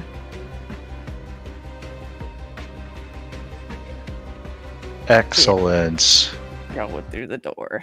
So what is And- this really nice room that we got? As you are carrying Lyle, I mean, he's pretty heavy, and you're not the strongest person. You are making plenty of noise as you drag him up the stairs. Thunk, thunk, thunk, thunk. People are like looking around. There's Actually, music. it's a There's hotel music, yeah. charges by And the that hour. rhythmic They're used to thumping hearing- as Yeah, exactly. They're Prince used to Cyril's hearing been up the to the song. room. Cyril, when you take the room in before Woe and Lyle come slinking in, you see that there is a large heart-shaped waterbed with a rather suspect-looking blankets on top of it. Like, if you had detect bodily fluids as a spell, now would be the time to cast it. Don't. I don't think we need Or it. not cast it. Yeah. I think we know. Good. We- There is a like a mini bar that is like built in. You see that there are a variety of bottles there as well. There is a bathroom, but only a sink, no tub. No toilet. There's a toilet downstairs. Cyril's gonna start sponge bathing and drinking heavily. Because that's what you do when you're missing a finger. You drink to numb the pain. Are you telling me that we yeah. all climb through this window and get into this room to a naked Cyril Again? drinking out of a bottle of wine? Damn it. Yeah, pretty much. Like, Cyril's just trying to scrub off the smell and the fact that his mentor literally just got atomized, and the fact that he got captured again, the fact that drugs turned on him, he has no idea where Bird Boy is. There's a lot going on in poor little Cyril's head right now. Sitsu, I thought that the human sacrifices was the craziest thing I've ever seen. With one evening with you, and it's I wish it thought these guys weren't always this exciting, but I can't really say that they're not. That's Hey, Alan, can you can you hold my unconscious ex-boyfriend? I'm We going just to go flop snap him on his onto the arm bed. in the corner. We flop him onto the bed. And What are you doing in the corner, Wo? Woe's in the I'm corner with going the to arm. go snack on this arm. okay. Hopefully, And Woe will Alan is also revive. doing her best because C2 helps her just sort of roll Lyle onto the waterbed. Sometimes I get perfect. food confusion, so I just have to separate. I have to eat separate from the group. Oh my and god. you see Lyle just kind of rocks on the bed many as questions. it settles back down. Cyril is taking his little bird bath. Woe's off in the corner munching on an arm. Hey, Will, I'm sorry I lost your bird. Oh shit! As she Don't eats, cast as my she's devouring finger. it, she's gonna cast it, of course. Of course. While I'm eating. Yeah, while she's eating. He pops up and takes a bite out of the arm with you. Yeah, that's what I was thinking.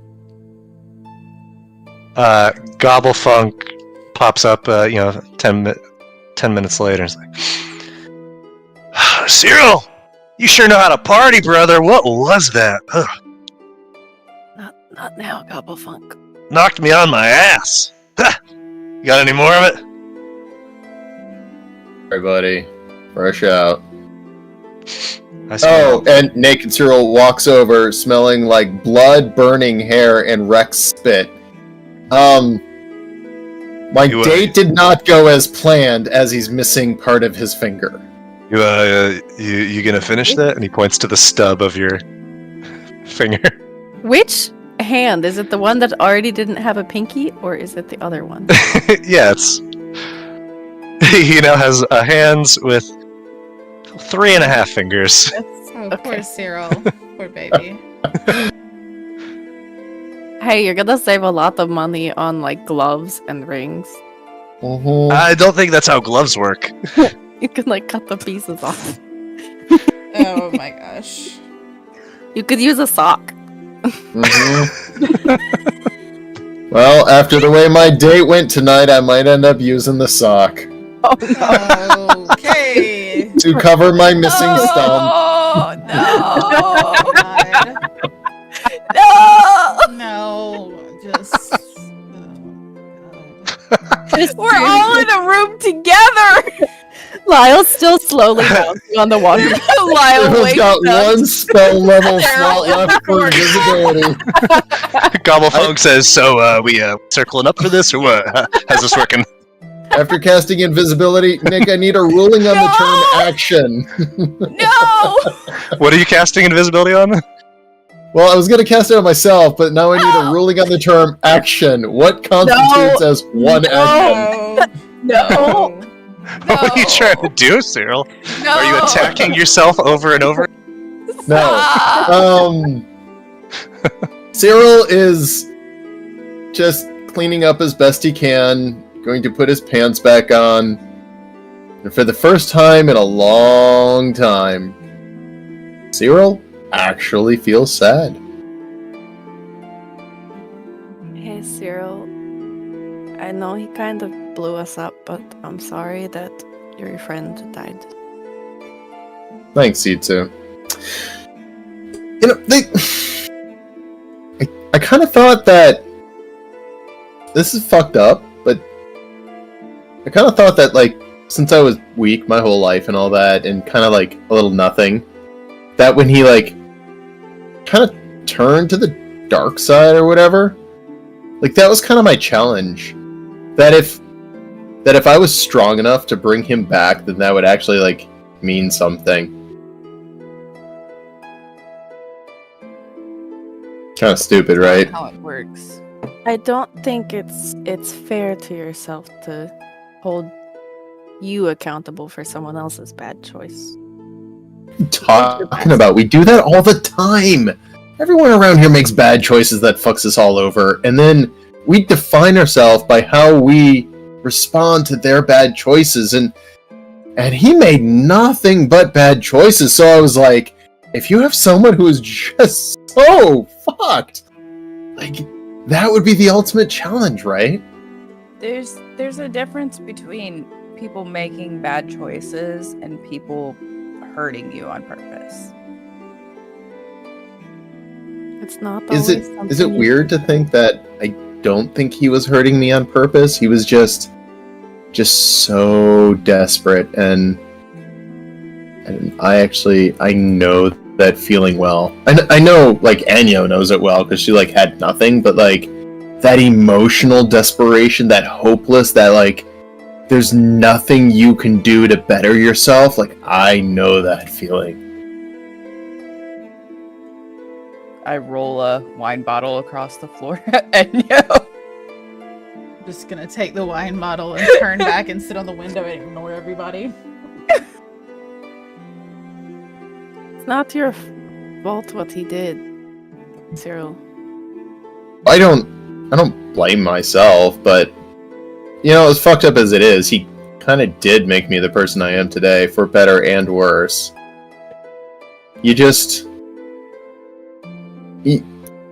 know, if someone does something fucked up to you, then you can like get him back, and that's awesome. But also, you can do the other thing where you learn from it, and so it's like somebody does something fucked up to you, so like you know how that feels, so you're like, I'm not gonna let that happen to other people. Like, is it... It's kind of stupid, right? But, like, that's really what I want to be. That's why I'm hanging out with you guys, because you all got fucked 10 different ways, and it's like, now we can change the system that keeps screwing people over, right? Like little weak people need people like us to change the system because they're not strong enough to do it. So we're doing it for them because nobody did it for us.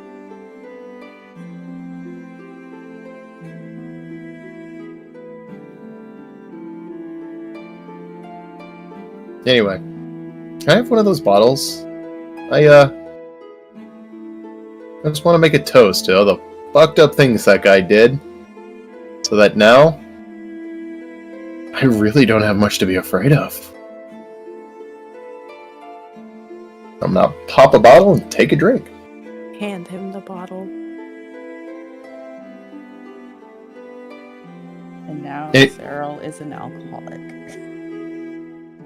No, don't worry. After my run-in with Chrono today, which, don't worry, you told me not to do Chrono, and even though I was ready to, I did not do any Chrono today. Quite the opposite. I think I'm gonna hold off on drugs, but alcohol's not a drug, it's an element. So, here's my fucked up past, Wizard and thing. knowing that it doesn't matter, because I don't have to be defined by it. Anyway, I've been rude. What did you guys do tonight? Like, clink glasses with him and just start drinking.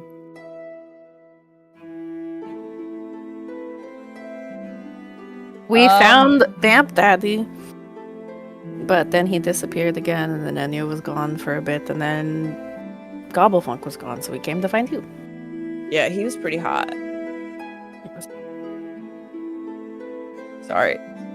No, you're not. Is he as evil, terrifying?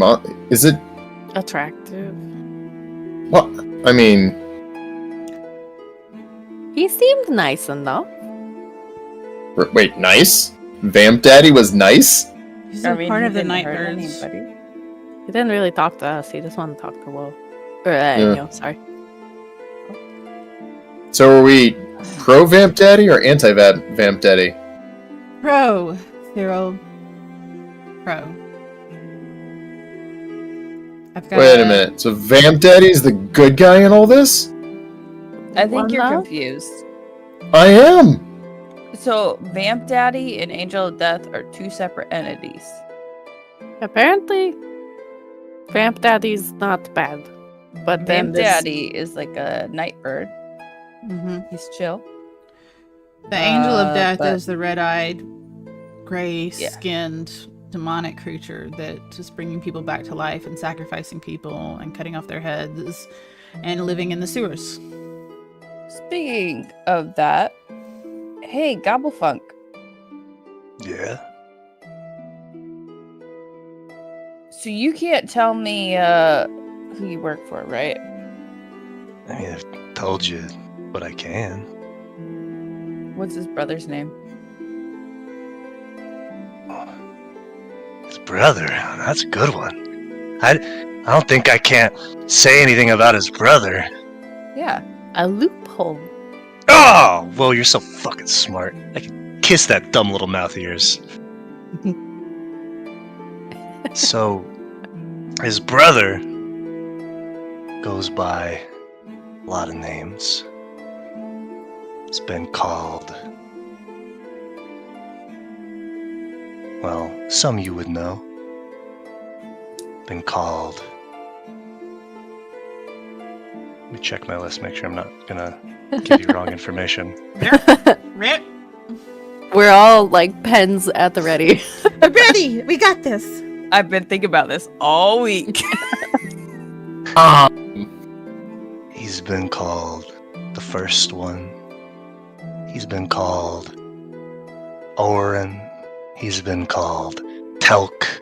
He's been called G. He's been called Hepsva. He's been called all things, but he is best known as change.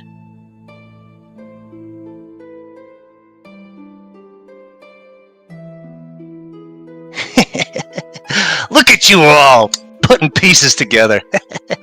Yeah. Yeah. About damn time. Are you allowed to talk about Asking his the right champion? questions. What's that? Are you allowed to talk about his champion? Never met the champion, but from the sound of things, probably going too soon. Helk, G, and Orin.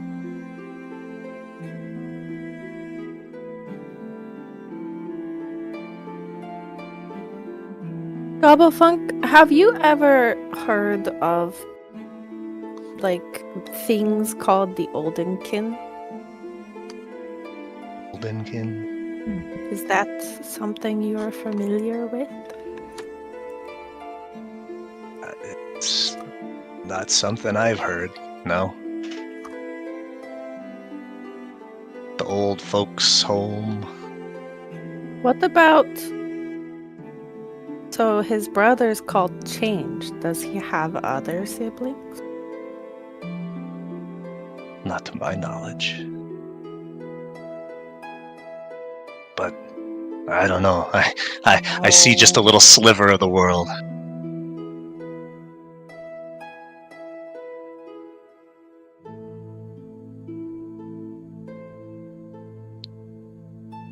Oh, be smiling. I know.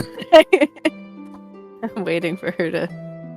God, that's so good. I'm still coming down from whatever the hell that was that firing at me. We going to bed or what? Yeah. I just gotta. You gonna finish that, Will? No. We'll talk about it tomorrow. We'll talk about it. You finishing that, and he points to the arm that you're holding.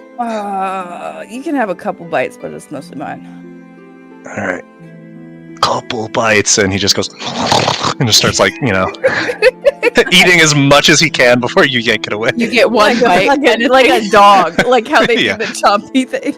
Yeah. Exactly. like when the cats get the chicken off the counter or whatever. So good. Yeah. I know. Shit. Oh.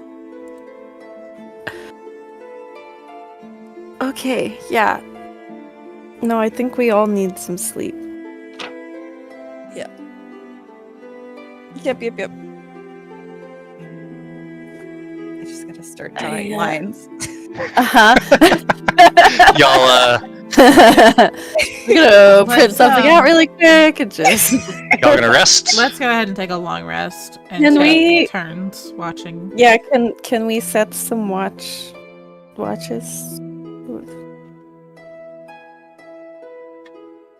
Sure. I'll stay up first. I'll take first watch. I'm not really able to sleep just yet. Do you want someone to stay with you? You guys don't have to. You guys can rest. Just change out with me. In a little bit. I'll go next. Well, you want to take first watch? I mean, the final watch? Sure. Okay. Well, if it's just the three of us taking watch, that way Cyril and Lyle can rest because they're kind of the most damaged, then that should be okay. I'm alright with that if you ladies are. Yep. Okay, that's what we'll do. All right.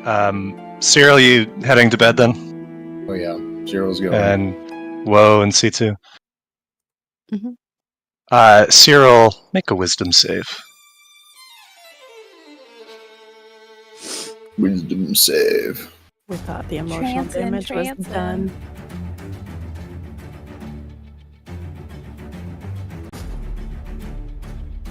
Nice.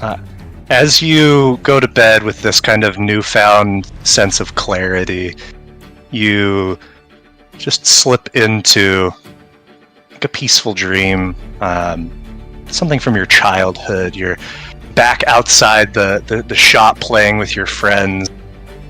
Malloy calls you in and says, "Hey, Cyril, can I show you something? I think you'll like it." And your curiosity draws you in. He takes you to his workshop inside his store. He says, "Now, I know you know what I do, right? I make potions. And the thing about potions, Cyril, is you take one thing and you add it to another. You do things in just the right combination. You produce something entirely different. Something that individually those things could never have done, but together they do something amazing. Like make you feel better, or give you powers, or do something amazing. It's all about change, Cyril, from one state to another. And it's okay, Cyril, to be afraid. You said you don't have anything to fear anymore? Cyril, I don't think you've ever really known fear." And you see his flesh begins to melt away as the house around you begins to melt away. And suddenly you are standing atop the walls, and as you gaze out on Martyria, you see from one end to the other, the city is in ruins.